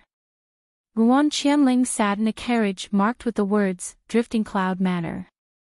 Along the way, she still heard all kinds of gossip. However, she could only sullenly hide in the carriage and not appear. She did not dare to say a word of rebuttal. Qianling, where's Yunqing? When Ruan Qianling returned to the manor, Madame Nia greeted her and asked about her. Ruan Qianling spoke the truth, which made Madame Nia very disappointed. The people from the Spirit Potion Valley aren't even interested in the treasure map. What should we do? At this time, Ruan Qianling was disappointed, but she still hadn't given up on Nia Yunqing. Suddenly, she remembered something. Perhaps, there's something the people from the Spirit Potion Valley will be interested in. What is it? Madame Nia grabbed Ruan Qianling's hand in surprise. Qianling, what is it? Where can we find it? Hurry and tell us. Chapter 3955. Ruan Qianling thought of Falling Flower Palace. Everyone in the martial arts world knew that Falling Flower Palace had 3 treasures. One was a martial arts secret manual and the Buddha lotus seed that could bring the dead back to life. Of these 2, she got one, and the other was taken by someone else. Then, there was only one left, a divine sword. Ruan Qianling had never seen it before, but that didn't mean she didn't know where it was. She also knew that to go to Falling Flower Palace, one didn't have to go through the place with the Qimen Duanjia. Falling Flower Palace also had a secret passage that she had discovered by accident. Going up from this secret passage would lead to the place where the divine sword was. Ruan Qianling had hope again. The Elixir Valley should be tempted by a treasure like the divine sword, right? Hearing Wan Qianling's words, Madame Nia also hurriedly said that they were lucky, but she hesitated. Then how do we get this divine sword? The meaning of this question was obvious. Wan Qianling had been expelled from Falling Flower Palace and probably couldn't go up. Even if they knew there was a divine sword, Drifting Cloud Manor couldn't fight their way up, right? They didn't even know if they could win. I know a secret passage to Falling Flower Palace. When I was very young, I saw the divine sword. Joy finally appeared on Madame Nia's face. That's really great. With this divine sword, Yunxing can be saved. However, even if we know the secret passage, we can't do it with just the two of us, nor can anyone else in the manor. Why don't we wait for Yunxing to come back and discuss it? At that time, you can go with Yunxing. With Yunxing's martial arts skills, he can leave after taking the item. Wan Qianling thought so too, so the two settled down for now. Actually, Madame Nia thought that if her eldest senior brother was willing to meet her, she might be able to ask him for help. Unfortunately, he hadn't shown up for a long time. She didn't know that after Nia he died, Di Weiping attended Tang Gua and Lu Qijian's wedding and returned to Yellow Sand Lake. Little junior sister was already in the past to him. The martial arts world didn't belong to him anymore. Wan Qianling and Madame Nia waited and waited. Before Nia Yunxing returned, they first heard that Nia Yunxing had a falling out with the entire martial arts world. The manor lord found the treasure. After they went in, they found that there was not even an extra tile, let alone a treasure. Everyone thought that the manor head had secretly taken the treasure for himself and fought with the manor head out of jealousy. Fortunately, manor head's martial arts are superior, so no one can do anything to manor head. None of them were fools. They had been eyeing the Drifting Cloud Mountain Villa every day. They had fallen out with Nia Yunxing only because the treasure was gone, and they wanted to find an excuse to vent. If they could get Nia Yunxing to compensate them, that would be even better. Although Nia Yunxing's behavior had become feminine, he was still rebellious. Seeing that these people were being unreasonable, he was furious. What's more, his martial arts should be the best in Jianghu, right? Why should he be afraid of these people? After the Jianghu people were beaten up by Nia Yunxing, they finally calmed down, but they also basically fell out with each other. At this time, there were all kinds of strange rumors about Nia Yunxing in the Jianghu, and all of them were unpleasant to hear. Nia Yunxing returned 3 days later, still with the young man from before. Wan Qianling panicked. Thinking of the proper business, she found an opportunity to talk to Nia Yunxing about the divine sword. Nia Yunxing was indeed interested in the divine sword. The main reason was that he found that the weapon in his hand was no longer worthy of his martial arts, and he needed to change it to a better one. Therefore, he readily agreed to go to the Falling Flower Palace to find the divine sword. Coincidentally, Wan Qianling took Nia Yunxing and the man who secretly followed them to the foot of the mountain. They happened to rest at Tanggua's tea shop. Chapter 3956. Wan Qianling had never seen Tanggua's true face. Now that Tanggua had retired, she didn't even know her identity. She didn't discuss the divine sword with Nia Yunxing. After all, it was very important and it would cause some unnecessary trouble if it was leaked. But she didn't expect that Tanggua and Lu Qijian were married and they opened a tea shop here. She didn't know what to say. What was more coincidental was that Luo Lisin was also there. After Niahi's death, Luo Lisin came out to wander around again. When she inquired about the Drifting Cloud Villa, she heard another incredible thing. Tanggua and Lu Qijian were married. In her opinion, the guy who only had eyes for swords had a wife.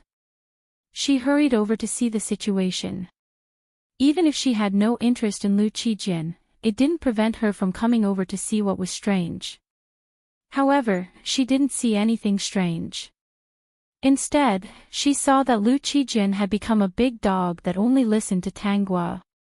She had been sitting here for a while and found that wherever Tanguo was, Lu Qijin's eyes would be there. So, was this still the Lu Qijin who only had eyes for swords? She heard that Lu Qijin hadn't been looking for people to compete with swords for many years. "Miss Luo, why are you looking at me?" Tanguo reminded Luo Lisin, who was in a daze. Luo Lisin quickly shook her head. "Nothing, just looking." As soon as she finished speaking, she felt Lu Qijin's vigilance. It was as if he would draw his sword and cut her at any time. She quickly looked away and focused her attention on Wan Qianling. Wan Qianling was now dressed as a married woman. In Luo Lisin's opinion, Wan Qianling and Nia Yunxing liked each other and should be very happy after getting married. After all, this was the ending they both looked forward to. However, the reality was different. The Wan Qianling in front of her seemed to have lost her former glory. What made her even more surprised was that Nia Yunxing was behaving strangely. He was actually exchanging flirtatious glances with a young man. She cried out in her heart. Fortunately, she retreated quickly enough. This Nia Yunxing was truly a pervert. Wan Qianling no longer dared to look directly at Luo Lisin. After a few years, Luo Lisin was still the #1 beauty in the pugilistic world. The reason why Luo Lisin appeared here was because she had a new target recently. She chased after that person all the way here, but that person had disappeared, which made her feel quite annoyed. Not long after, Wan Qianling and Nia Yunxing left. Luo Lisin also took her leave. Lu family's fourth brother came out of the backyard with lingering fear. He patted his chest and said, "Did that woman leave?" Tanguo and Lu Qijin nodded. Only then did Lu Qijin feel relieved. Who knew what he had been through these days? He had indeed come out to find a girl he liked, and he had tricked her into becoming his wife by comparing her beauty. He heard that there was a #1 beauty in the Jianghu, so he decided to go and take a look. It was just that one look, and he was stuck to her. At first glance, he knew that this was not the girl he liked. He didn't expect her to pursue him so relentlessly. Wherever he went, she would follow. Wan Qianling and Nia Yunxing should have gone to the Falling Flower Palace. Lu Qijin ignored Lu family's fourth brother. How could his brother's matters be more important than his wife's matters? Besides, his brother was still alive and well here. He wouldn't die. They probably want to go and steal the divine sword. When Wan Qianling appeared, Tanguo knew the truth of the matter. Don't worry about it. They can't steal it. Not to mention that the divine sword was not in its original place. Even if it was, the protectors of the Falling Flower Palace would be enough to make them suffer. When she retired, she returned the 3 treasures to the Falling Flower Palace and handed them over to the 4 protectors to guard. With their martial arts, Nia Yunxing was still not their match. Even though he had improved quite quickly. However, Wan Qianling's choice made her feel that she deserved everything that had happened to her.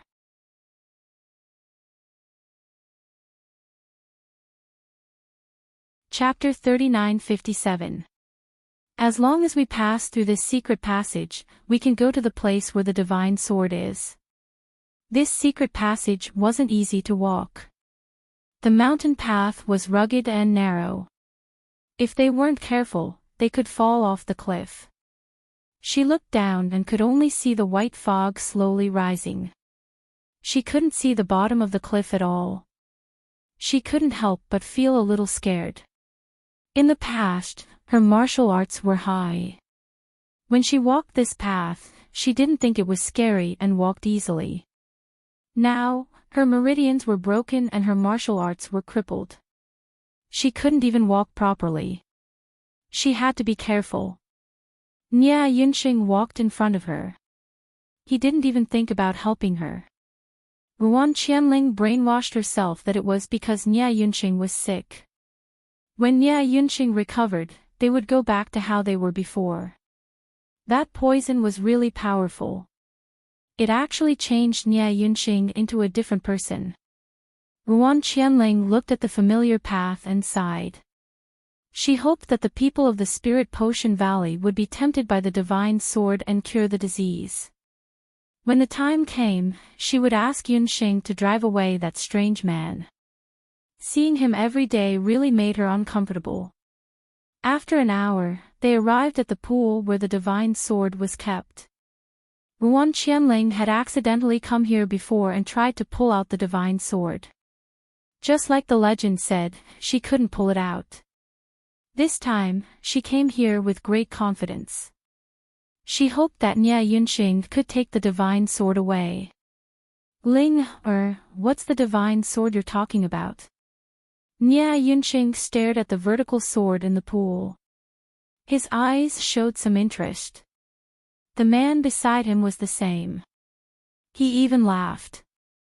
I didn't expect to see the divine sword of the Falling Flower Palace one day.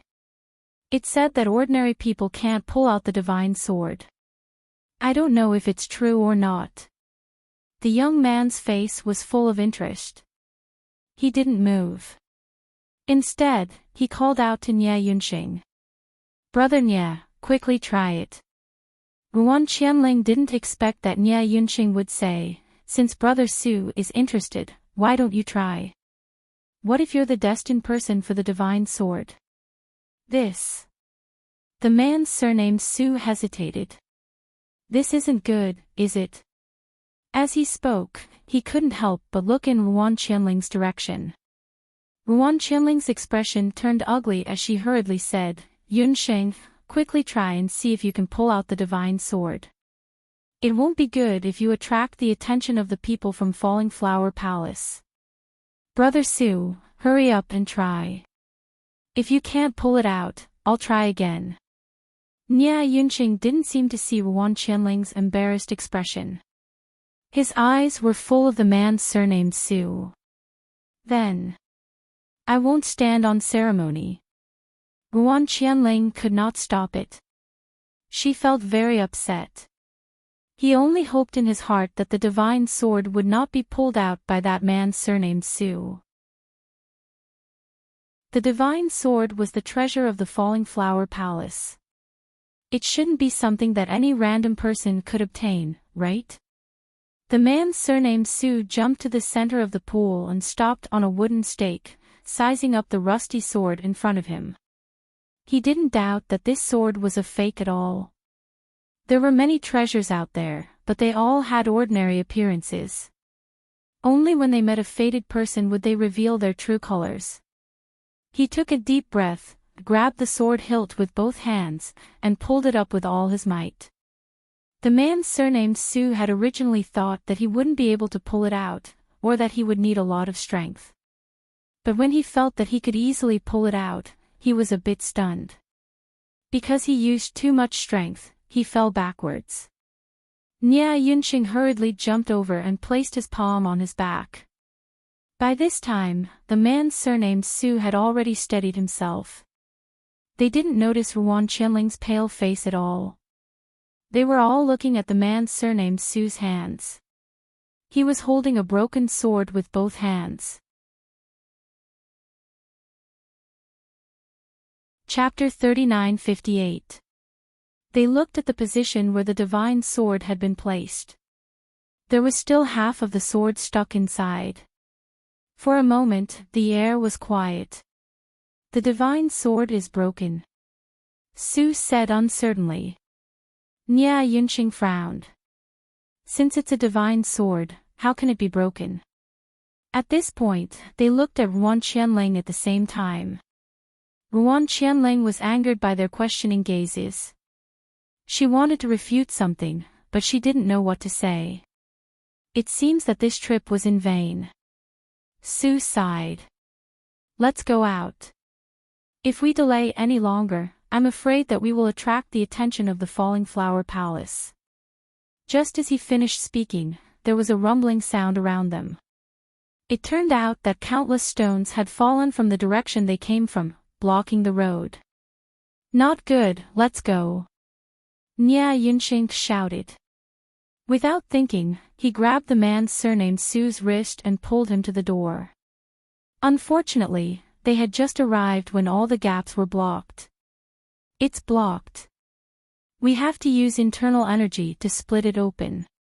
Ruan Qianling stood behind the two, watching them use their internal energy to split the stones. The gravel that they had split flew everywhere, splashing her face. She didn't know if she forgot to dodge, but she let the stones hit her face and body as if she didn't feel pain anymore. With tears in her eyes, she looked at Nya Yunxing without blinking. In the time it took to drink a cup of tea, the place blocked by the stones could be passed through. Nya Yunxing and Su walked in front. After 2 steps, the two turned back at the same time. Nya Yunxing frowned and asked Ruan Qianling, "Why aren't you moving?" "Yunxing, do you not like me anymore?" Ruan Qianling felt extremely sad.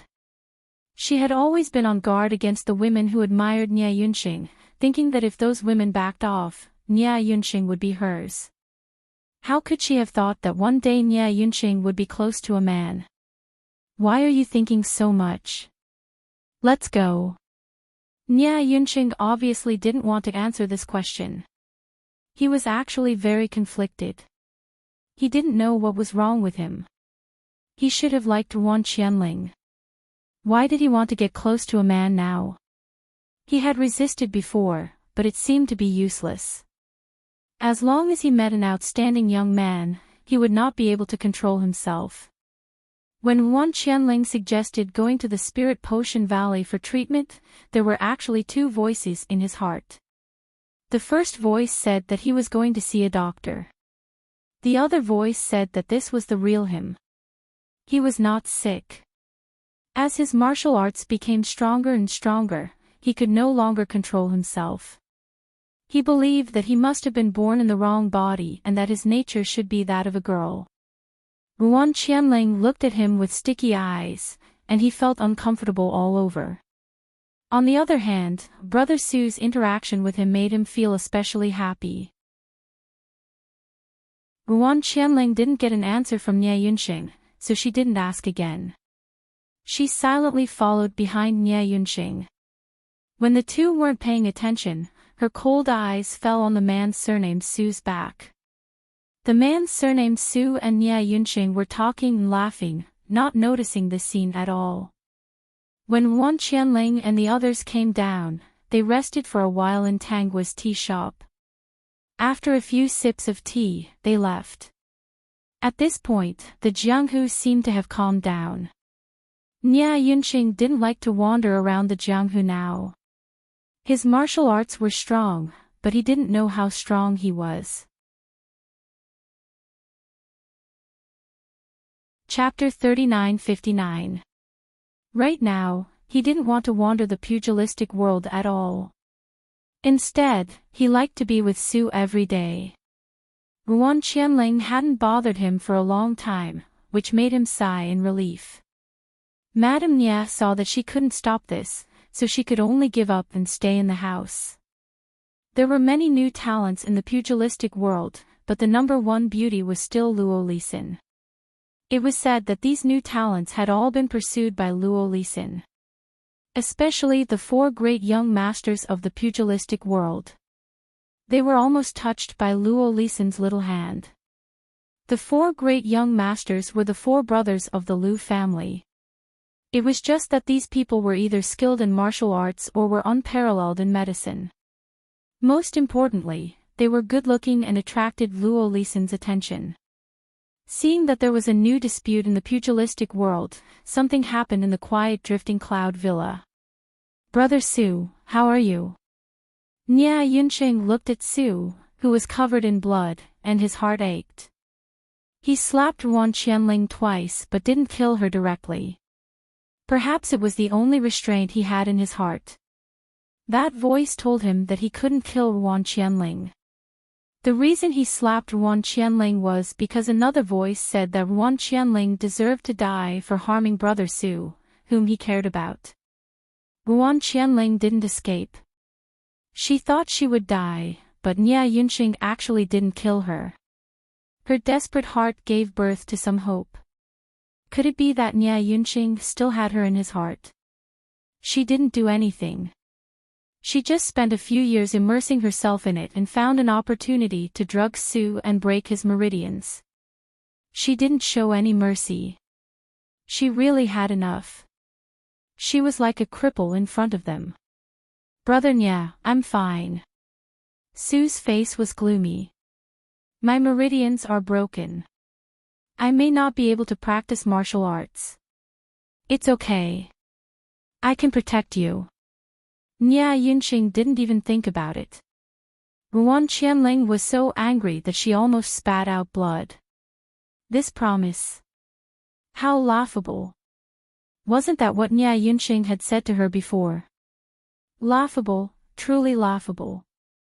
After this time, Nia Yunxing really protected Su in all aspects. Ruan Qianling saw this and felt that she had been too lenient. She should have killed him with a knife. Not long after, something that Ruan Qianling couldn't accept happened. She saw Su practicing martial arts. The martial arts manual she was practicing was the one she had stolen from the Falling Flower Palace. She rushed in front of Nia Yunxing and asked why. Nia Yunxing said, Brother Su's meridians were broken by you. Since he can practice that secret manual, it's his destiny. Nia Yunxing was actually very happy, but Ruan Qianling didn't think so. Who did she betray the Falling Flower Palace and steal the martial arts manuals for? Nia Yunxing actually gave her things to that Su guy so easily. Did he still have her in his eyes?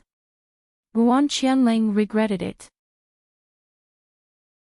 She had resisted everything, so why did she end up like this? She regretted it. If she hadn't met Nia Yunxing in the beginning, if she hadn't stolen things from the Falling Flower Palace for Nia Yunxing, and if she hadn't fallen out with the Falling Flower Palace, would her ending have been like this? All these years, she hadn't had a single good day. Was this what she wanted? Ruan Qianling completely stopped fighting. Every day, she was like a dead person. She didn't think about going anywhere else. After about 3 years like this, she finally thought of going to the garden for a walk. She happened to meet Su and Nia Yunxing. Brother Su, can't you stay? It was Nia Yunxing's voice. Compared to before, Nia Yunxing's voice was softer, and his clothes were bolder. His appearance was completely like a girl's. Chapter 3960. What surprised Ruan Qianling was that the man with the surname Su was also wearing a girl's dress and had makeup on his face. His posture was similar to Nia Yunxing's. Brother Nia, we are indeed not suitable for each other. You like men. What a coincidence. I also like men, so I'd better leave. The man with the surname Su flew out easily, and Nia Yunxing hurriedly chased after him. Ruan Qianling stayed in place, stunned. Why was the man with the surname Su here? Between the lightning and thunder, Ruan Qianling thought of a possibility. Nia Yunxing's problem was not the after-effects of the poison, but the secret martial arts manual. The man with the surname Su's appearance was strange.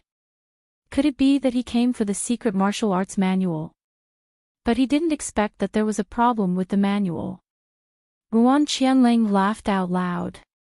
It turned out that the secret martial arts manual could not be practiced by men. It turned out that it was her who caused Yunxing to become like this. However, he did let her down. Hey, did you two hear? Something happened at Drifting Cloud Villa. Luo Lisin was used to drinking tea and chatting at Tanggua's place. She knew that the two did not care much about Jianghu matters, so she deliberately told them. In fact, the main reason was that the 4 great masters of Jianghu were all married, which made her upset. Only Tanggua's place was relatively quiet. No matter what she said, Tanggua would not laugh at her. Tanggua was surprised. What happened? Ruan Qianling fed Nia Yunxing a dispersing medicine. Luo Lisin clicked her tongue. Not only that, but she also dug out Nia Yunxing's kneecap and hand bones. It is said that he became crazy and nagged that he would only return to normal if he stopped practicing. No one knows what happened. Nia Yunxing could not accept it and yelled every day. Both of them were locked up.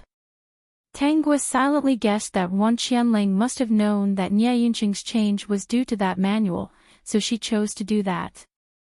However, his nature had changed. Even if he was dispersing his martial arts, it seemed to be useless. These two people also knew how to torment themselves. They had tormented themselves half to death. I'm leaving. I don't know when I'll be able to find a man I like and get married. My father has been urging me a few times. Luo Lisin felt a little helpless. In any case, she was the #1 beauty in the pugilistic world. Why couldn't she find a suitable person? She felt that those people had no foresight. She decided to leave the Jianghu and explore other places. Jianghu returned to its peaceful state. Tang Guo later learned that Luo Lisin had gone beyond the Great Wall and had tricked her husband into coming back. After getting married, Luo Lisin finally won the title of the #1 beauty in the pugilistic world. The amount of time Tang Guo had lived in this world did not change. 20 years had been added to her original lifespan. It was neither too short nor too long. One day, Luo Lisin came to the tea house to drink tea again, only to find that Tang Guo and Lu Qijin were nowhere to be seen. The tea house was also given to those people to manage. After asking around, he found out that the two of them had turned into butterflies. For a moment, he sighed. During this period, they were very familiar with each other. She also met the people of Luohua Palace who addressed Tang Guo as the old palace master. She also understood the other party's identity and called Tang Guo out directly. She was still used to coming over to drink tea when she was bored. However, without Tang Guo and Lu Qijin, who was dancing with swords, it seemed that something was missing. One day, a white-haired woman came to the tea house. Luo Lisin took a closer look and realized that this person was actually Ruan Qianling. Ruan Qianling also seemed to recognize Luo Lisin. The two of them looked at each other. Luo Lisin felt that Ruan Qianling had changed a lot. However, Ruan Qianling felt that Luo Lisin had not changed at all. If she had not gotten married, she would probably still be the #1 beauty in the pugilistic world. Chapter 3961. Luo Lisin didn't speak, but Ruan Qianling said, "You were right in the past." This sentence made Luo Lisin confused. She saw Ruan Qianling going in the direction of the Falling Flower Palace and quickly asked, "Are you going to the Falling Flower Palace?" "I want to see my master again." Luo Lisin was stunned and said subconsciously, "She has been gone for a long time. Don't you know?" She thought that Ruan Qianling should know. After all, Tang Guo was her master. How could she not know?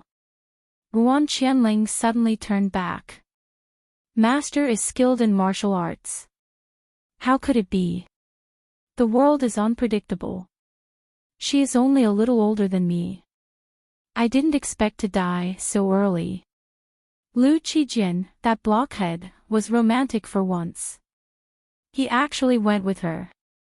Luo Lisin's tone was sour. She envied such a love.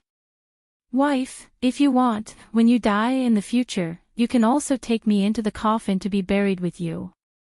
The man with a high nose and deep eyes beside Luo Lisin quickly said. Luo Lisin, bah. Luo Lisin saw that Ruan Qianling really didn't seem to know anything, so she simply told her the truth. Ruan Qianling was a little absent-minded after hearing this. The person surnamed Tang was her master. She only felt that her whole body was weak. She leaned to the side and didn't recover for a long time.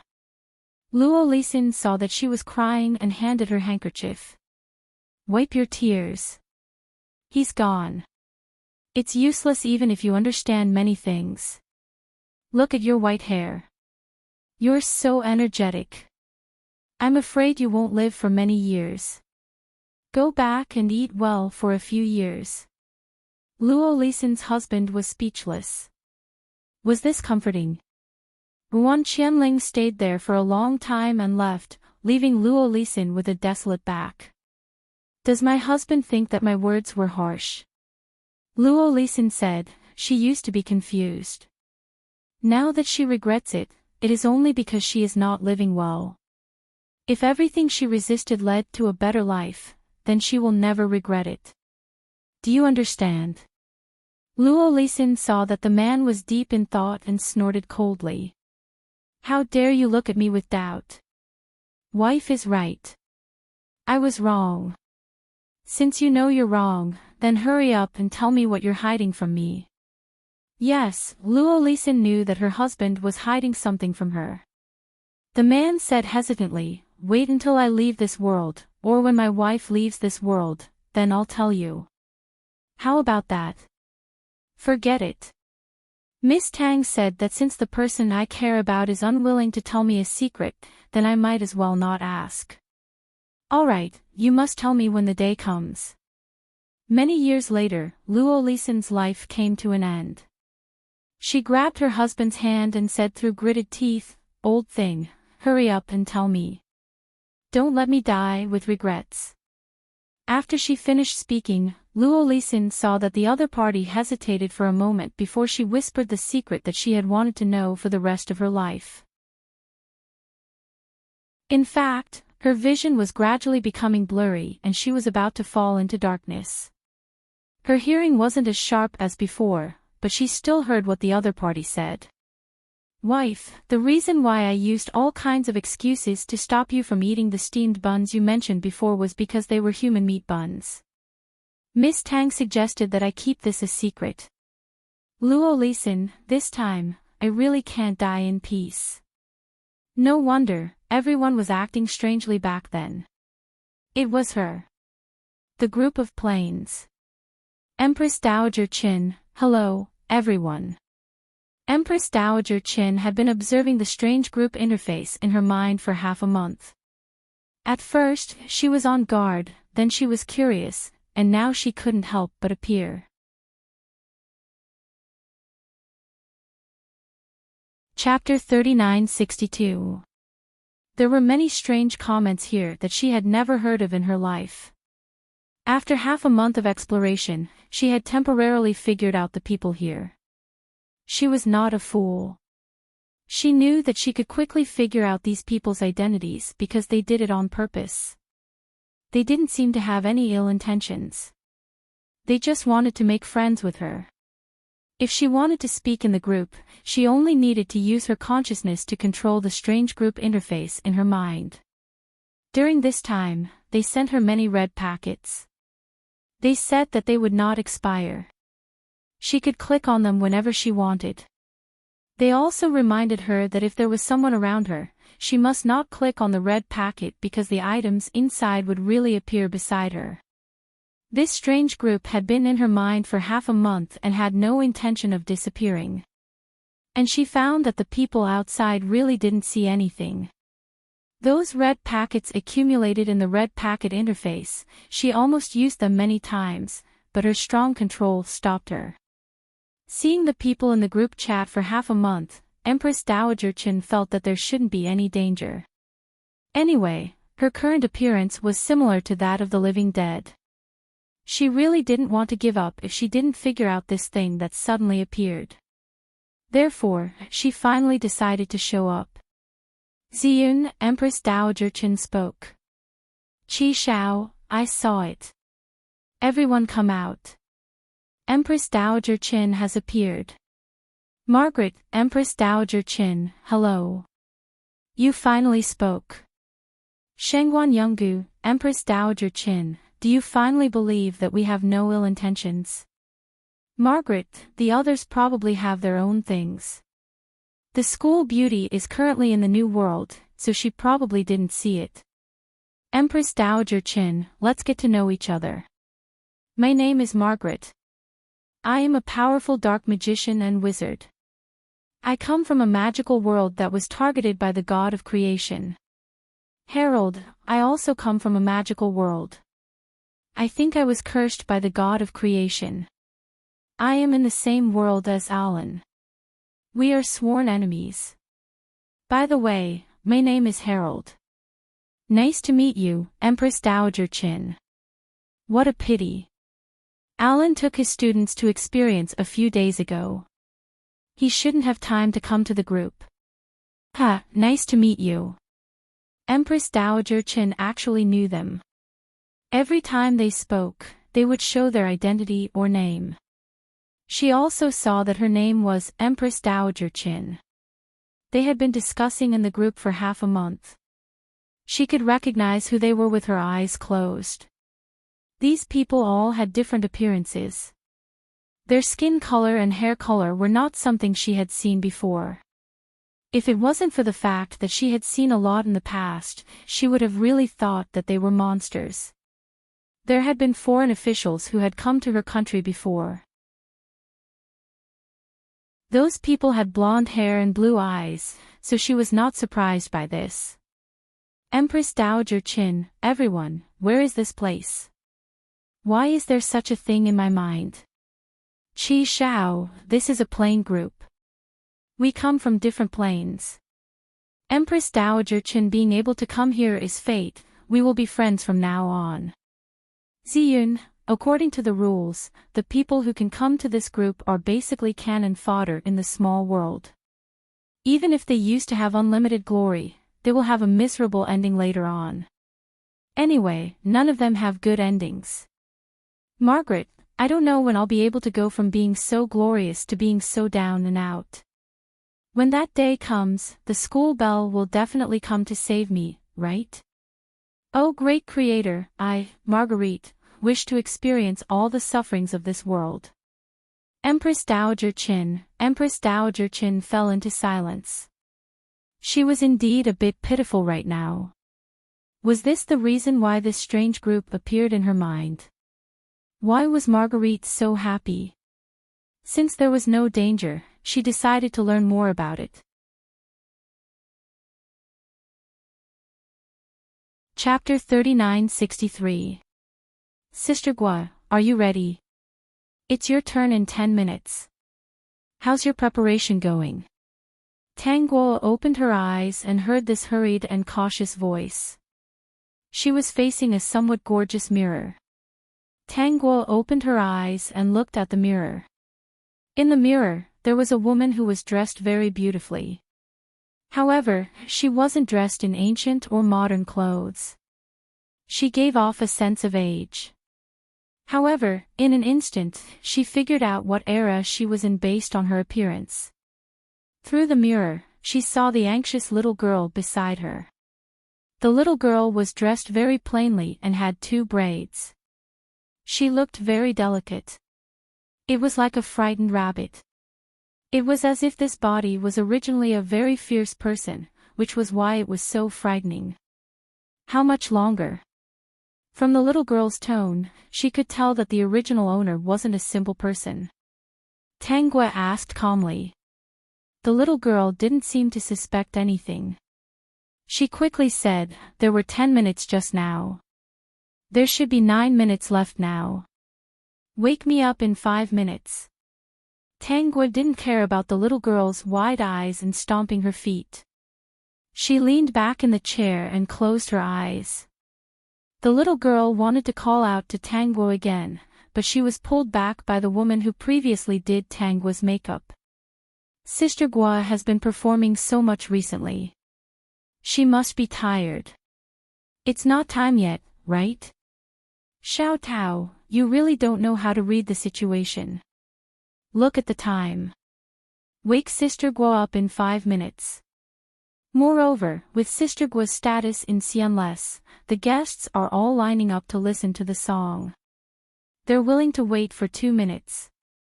It's not like we're not performing. Also, Sister Gua has to dress up properly. If the masters outside want to listen to the song and see Sister Gua, they have to wait obediently. Xiao Tao pursed her lips. The makeup artist threw her a pocket watch. Look at the time. Remember to wake Sister Guo up when it's time.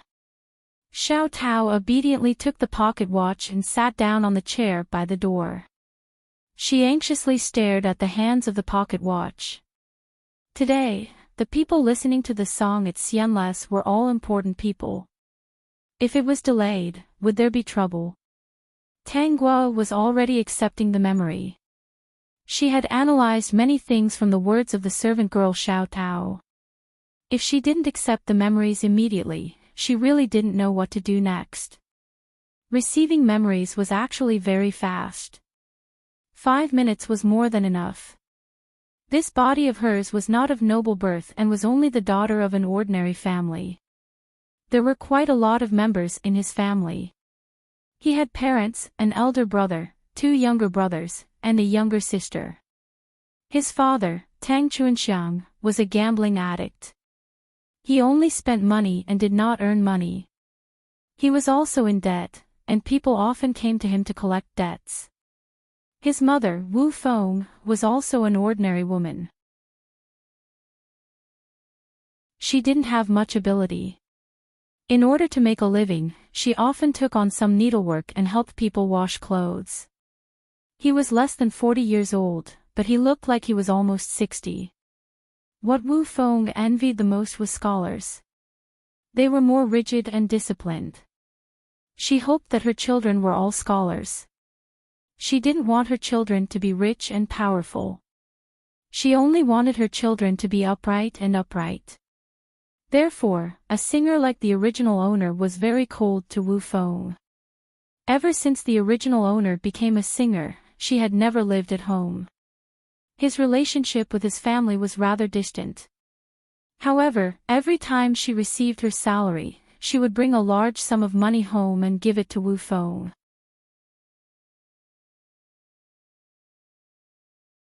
Chapter 3964. In addition, she would subsidize her younger brothers and sisters from time to time and help her father, Tang Chuanxiang, pay off his gambling debts. The eldest brother, Tang Yuhui, has not married yet. In order to reduce the family's burden, he began to work as a coolie at the dock when he was a teenager. He has strength that ordinary people can't compare to, and he is more honest and honest. The second brother, Tang Yuxing, is currently studying in school. He is best at painting and has a dream to become a painter. In the future, he can rely on painting to make money and support his family. Wu Feng likes Tang Yuxing very much and thinks that her son will definitely become a famous painter. The third brother, Tang Yushu, and Tang Yuxing are twins. He is also studying in school.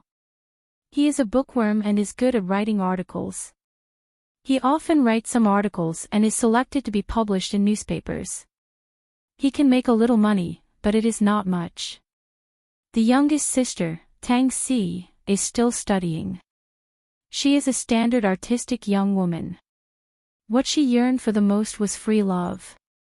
She didn't like to talk about money. She felt that those who chased after money and fame reeked of the stench of money. Occasionally, she and Tang Yushu will write articles together. Basically, they criticize that money will corrupt people's souls and call for everyone not to fall for money. They should adhere to their own pure hearts and not wallow in the evil like others.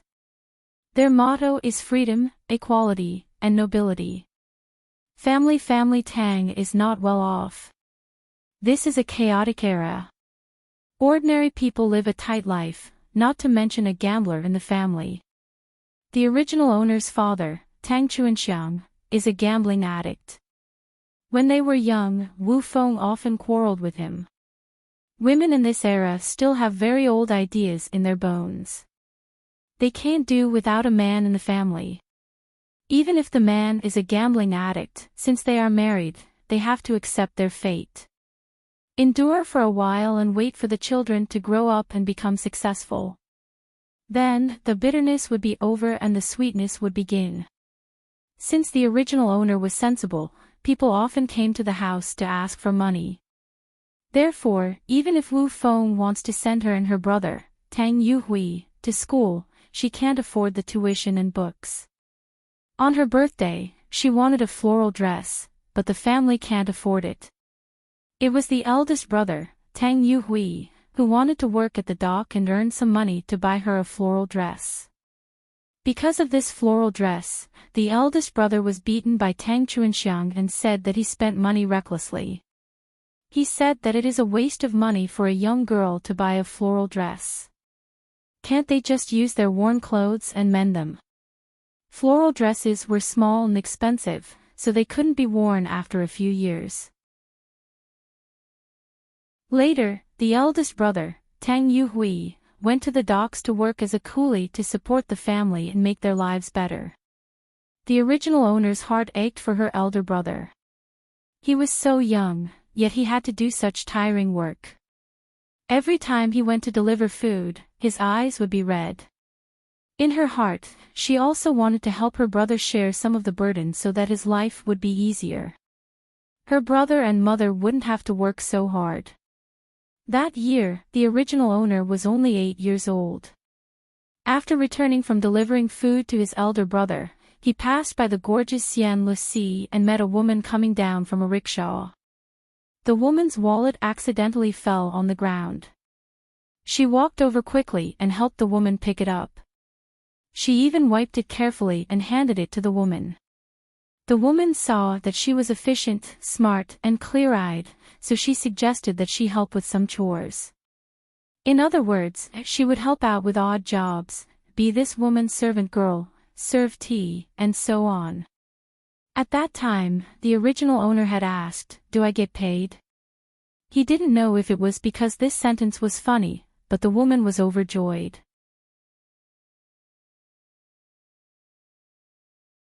Chapter 3965. Of course there is. How can I not be paid for my hard work? I don't mistreat the little maidservants around me. From that day on, the original owner worked for this woman. She was very grateful to the woman for giving her a job. She did her best in everything she did. The woman sang very well. When she was free, she would teach her a few lines. Her voice was good. Later, the woman simply accepted her as a student and taught her how to sing every day. When Wu Feng found out that the original owner went to work as a maidservant for a girl in Xianles, she was actually very angry. Later, she asked if it was just doing odd jobs. Coupled with the gambling debts, she gave up. But every time, she warned the original owner again and again. Wu Feng basically said, "Big girl, you can work, but don't learn from those people inside. If you dare to learn bad things, I promise to break your legs and never enter this door again." Do you know what kind of people there are? They are all cheap and unclean. I don't know how many people have touched their hands. They are very dirty. You are still young now. When you are 13, you will be considered a big girl.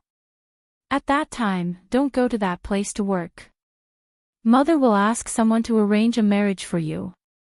As a girl, you still need to find a good home. Time always passed in the blink of an eye. The original owner helped that woman for 5 years. From the age of 7 to 13, she followed the woman and saw a lot. At the same time, she doubted Wu Feng's words. She felt that the woman wasn't bad. She really wasn't as unclean as Wu Feng said. Even if that woman had a big boss behind her, she didn't feel that she was bad. Behind everyone, there was an unknown story. Through her contact with the woman, she found out that the woman was once a young miss of a big family. But because of some reasons, she had to go to Xianles to be a singer. But when she was 13 years old, she still listened to Wu Feng. She explained her situation to the woman. She had to listen to her mother and couldn't serve by her side. The woman smiled, as if she had already expected it. "I won't keep you, although you are a good seedling. But this place is not a good place. Not many people can be independent. Naturally, it is good to be able to leave. Little girl, sometimes I really envy you. The original owner didn't understand these words. She only felt that this beautiful woman was good and different from others. Go, leave this chaotic place and return to your peace. I hope that you won't need to use the skills I've given you in your entire life. The woman gave the original owner a sum of money and sent her away. No one would have expected that when the original owner was 15 years old, she would return to Enrich and become a singer here. With a beautiful song and a beautiful appearance, she quickly became a popular figure in Enrich. The reason why she came back was that the debt collectors had come again. If she didn't pay up, they would chop off one of her father's hands. Secondly, her younger brother and sister had reached the age of going to school. Wu Feng really hoped that the family could provide for a child to go to school. She took on countless jobs every day and was so tired that she fell sick. Therefore, she returned to Enrich as a singer and rejected the marriage arranged by Wu Feng. Wu Feng was still seriously ill at that time, so she didn't know about this at all. Just relying on his eldest brother's hard work alone was not enough to repay the debt. His younger brothers and sisters were still young and could not help. After earning money, she paid off her family's gambling debts, sent her younger siblings to school, and sent her mother to the hospital for treatment.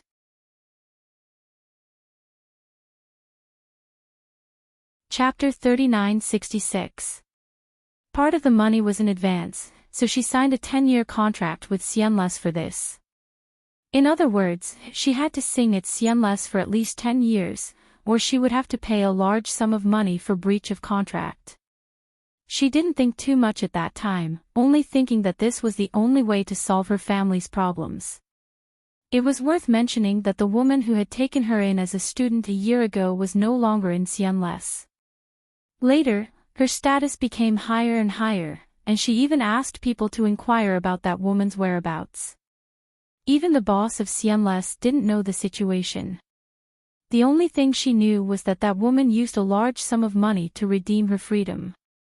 When her mother, Wu Feng, recovered from her illness and found out about all this, she was furious and came over every day to ask her to go home. She had already signed a contract with Enrich, and even if she didn't sign it, they had given her money in advance, so how could she go home? Besides, there were many times when the family needed money, such as her father's debt and her younger siblings' schooling. Knowing Wu Feng's stubbornness, she simply moved to Enrich. Seeing her so stubborn, Wu Feng also threatened that as long as she was in Enrich, she would never return to that home. That home was clean and couldn't have any filthy things. She used to live in a small room in Enrich, and later became more and more famous, so Enrich arranged for her to live in a luxurious villa. She seemed to have changed a lot, but the only thing that didn't change was that she didn't forget that home. She gave her family living expenses on time every month, paid for her younger siblings' school fees, and occasionally subsidized some. Perhaps because of Wu Feng's influence, her younger siblings were indifferent to her, especially her younger sister, Tang Si, who felt that she was a person who was willing to do anything for money. She was the kind of person that Wu Feng said was unclean, so her attitude towards her was very bad. The only one who treated her the same as before was her older brother, Tang Yuhui. Tang Yuhui would occasionally come to see her, and every time he saw her, he would say that she had suffered. He also told her that if she couldn't continue, she should stop.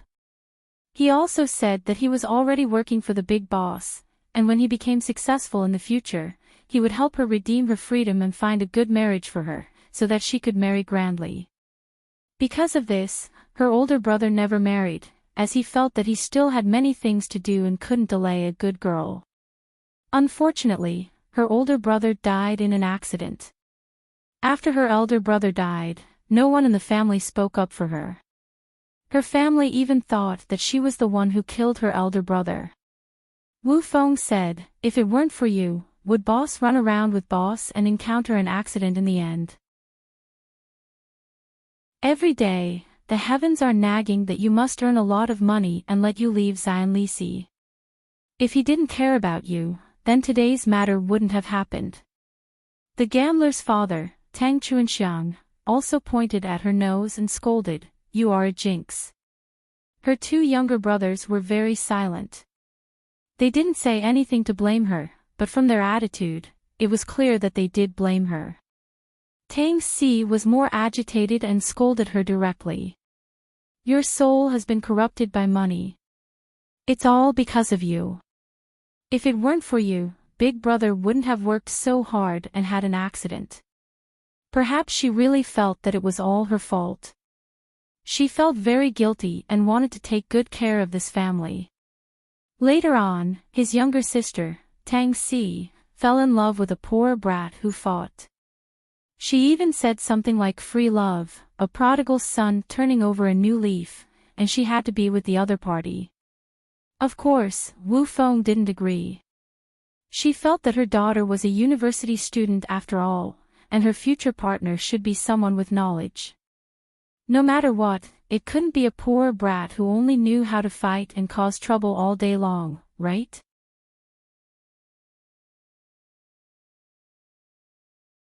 Chapter 3967. Wu Feng tried to persuade her twice, but she didn't expect Tang Si to be so rebellious and would often quarrel with her. Wu Feng was at her wit's end. When the original owner returned home, she mentioned this matter to her and asked her to help persuade her. Tang Si's younger brothers and sisters had never experienced true poverty, especially Tang Si. When she was 2 or 3 years old, the original owner was already working as a servant girl by that woman's side. That woman was actually very kind. She knew that her younger brothers and sisters were taking care of her at home, so she would often find an excuse to bring back good things for her. The reason why her younger brothers and sisters could grow up so well was all thanks to her work. When she became a singer in Enrich, she didn't mistreat her younger brothers and sisters. She didn't want them to suffer like she did, so she treasured them very much. If it wasn't for life, who would be willing to sing in that place?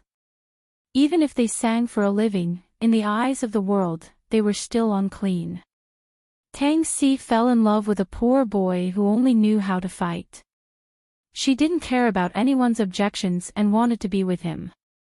The biggest reason was that she didn't know what poverty was, and she didn't know what it was like to be cornered. Her current good days were all given to her by others. If it wasn't for her own hard work, she wouldn't care at all. She didn't know that this kind of life wasn't easy to come by in this era. Many people still didn't have enough to eat. In this era, in order to eat, it was very common to sell children, especially girls. If their family wasn't doing well, many couldn't avoid the fate of being sold. The original owner suffered, especially her mother Wu Feng, who was dragged down by Tang Chuanxiang her entire life. If it wasn't for this family, how could she have fallen to singing in Enrich?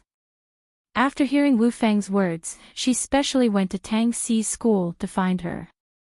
She waited for Tang Si at the school gate. She didn't expect Tang Si to scold her. "Why are you here? If there's something, can't we talk at home?" This was Tang Si's attitude. In this memory, Tang Si's expression was very ugly at the time. She was also looking around, as if she was afraid that someone would find out that she was familiar with the original owner. Yes, Tang Si was afraid that a good artistic young woman like her would lose face if people found out that she had a singer sister. In their circle of students, they looked down on those who became singers. They thought that those filthy places were places corrupted by money. The original owner was very popular at that time, but she was still recognized. Tang Si was very angry, but she didn't make a big fuss because of her face. Later on, she even told her classmates that she and this sister of hers were just two passers-by. Since they were young, she had never listened to her family to distance herself from them. Some male students criticized those singers who were corrupted by money, but when no one was paying attention, they would secretly watch the singers sing. However, they didn't have much money in their bags and were very shabby. They couldn't talk to the singers, eat at the same table, or even give flowers to them like the other big bosses. They couldn't even get a proper look. These male students felt humiliated and their self-esteem trampled on. They thought that these female singers were all trying to curry favor with the rich and powerful and only had money in their eyes. Now, they would use harsh words to criticize those singers, just as they were infatuated with those singers. This meeting was not a pleasant one. The original owner explained her intentions, but before she could finish, she was interrupted by Tang Si. "It's none of your business. This is a free love affair, you have no right to interfere. If you want to interfere with me, why don't you take care of yourself? In the future, don't come to school."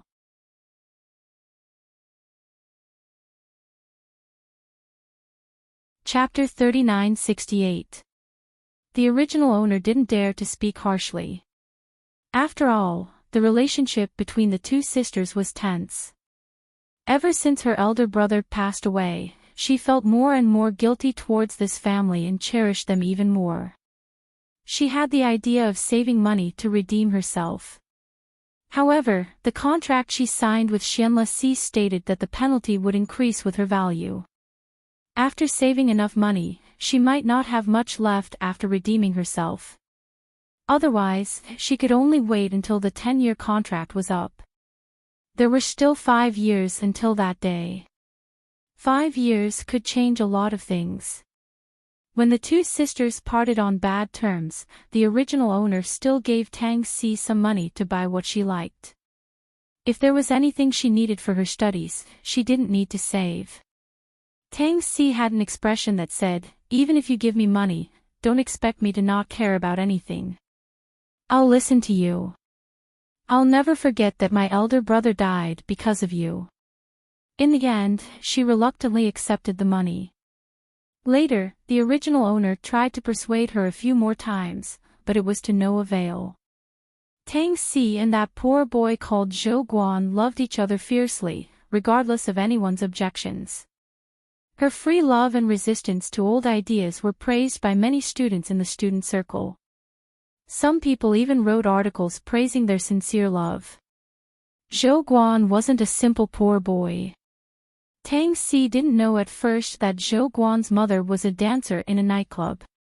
Later, she found out that perhaps because she loved Zhou Guan, she had a filter on the people around him. Plus, she heard that the other party had resolutely given up her identity as a dance queen for love, leaving that place and becoming an ordinary woman. However, she had entrusted herself to the wrong person. That man didn't want to marry her at all.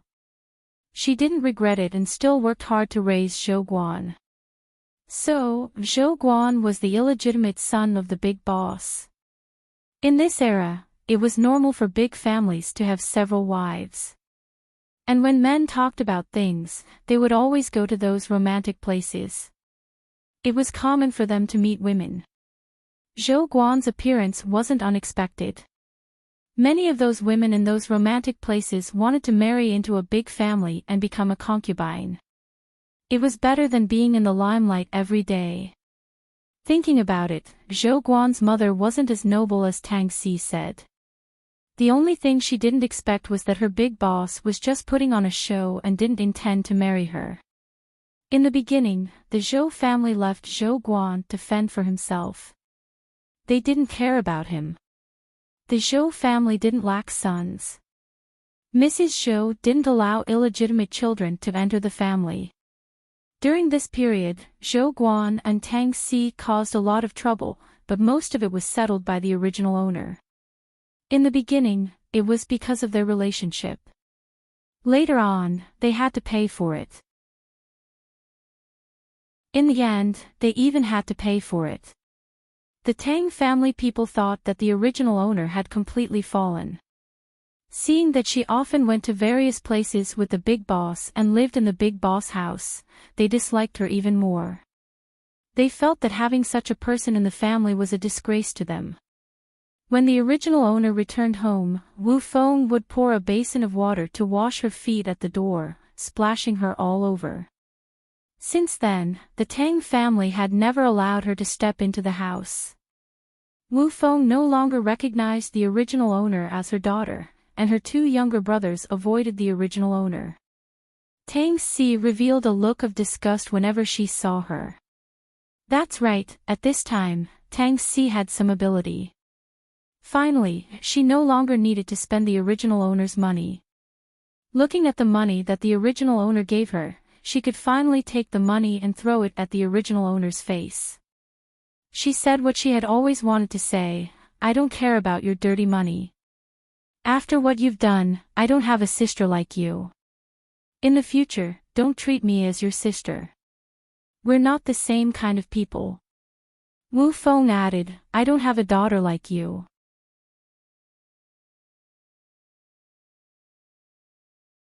Chapter 39-69. Tang Chuanxiang didn't say anything. He just sat there silently. He was thinking that he couldn't break off his relationship with this daughter who could make money. Otherwise, who would help him pay off his gambling debts? Rely on the three little ones. Did the three little ones have the ability to do that? He owed quite a lot of gambling debts. The original owner left sadly and didn't return home. But she still paid attention to the family's affairs. Knowing that her younger siblings were doing well, she didn't care and lived like the living dead. When debt collectors came to her door, she would pay them no matter how much they wanted. Over time, Tang Chuanxiang gambled more and more. When her contract with Enrich expired, she didn't renew it and announced her withdrawal. That year, she was 25 years old. She bought a small villa and stayed in it all day. She didn't see any visitors, rejected the pursuit of her admirers, and occasionally helped Tang Chuanxiang pay off his gambling debts. Unknowingly, the family's property was emptied, and the villa was sold in the end. But the gambling debts were still not paid. Tang Chuanxiang flew into a rage out of humiliation and sent the original owner to the creditor. But just as she was sent to the creditor's house, she died. Her death was very quiet and sudden. The doctor checked and found that it wasn't poison. It was probably an old illness. She had just turned 30 years old when she died.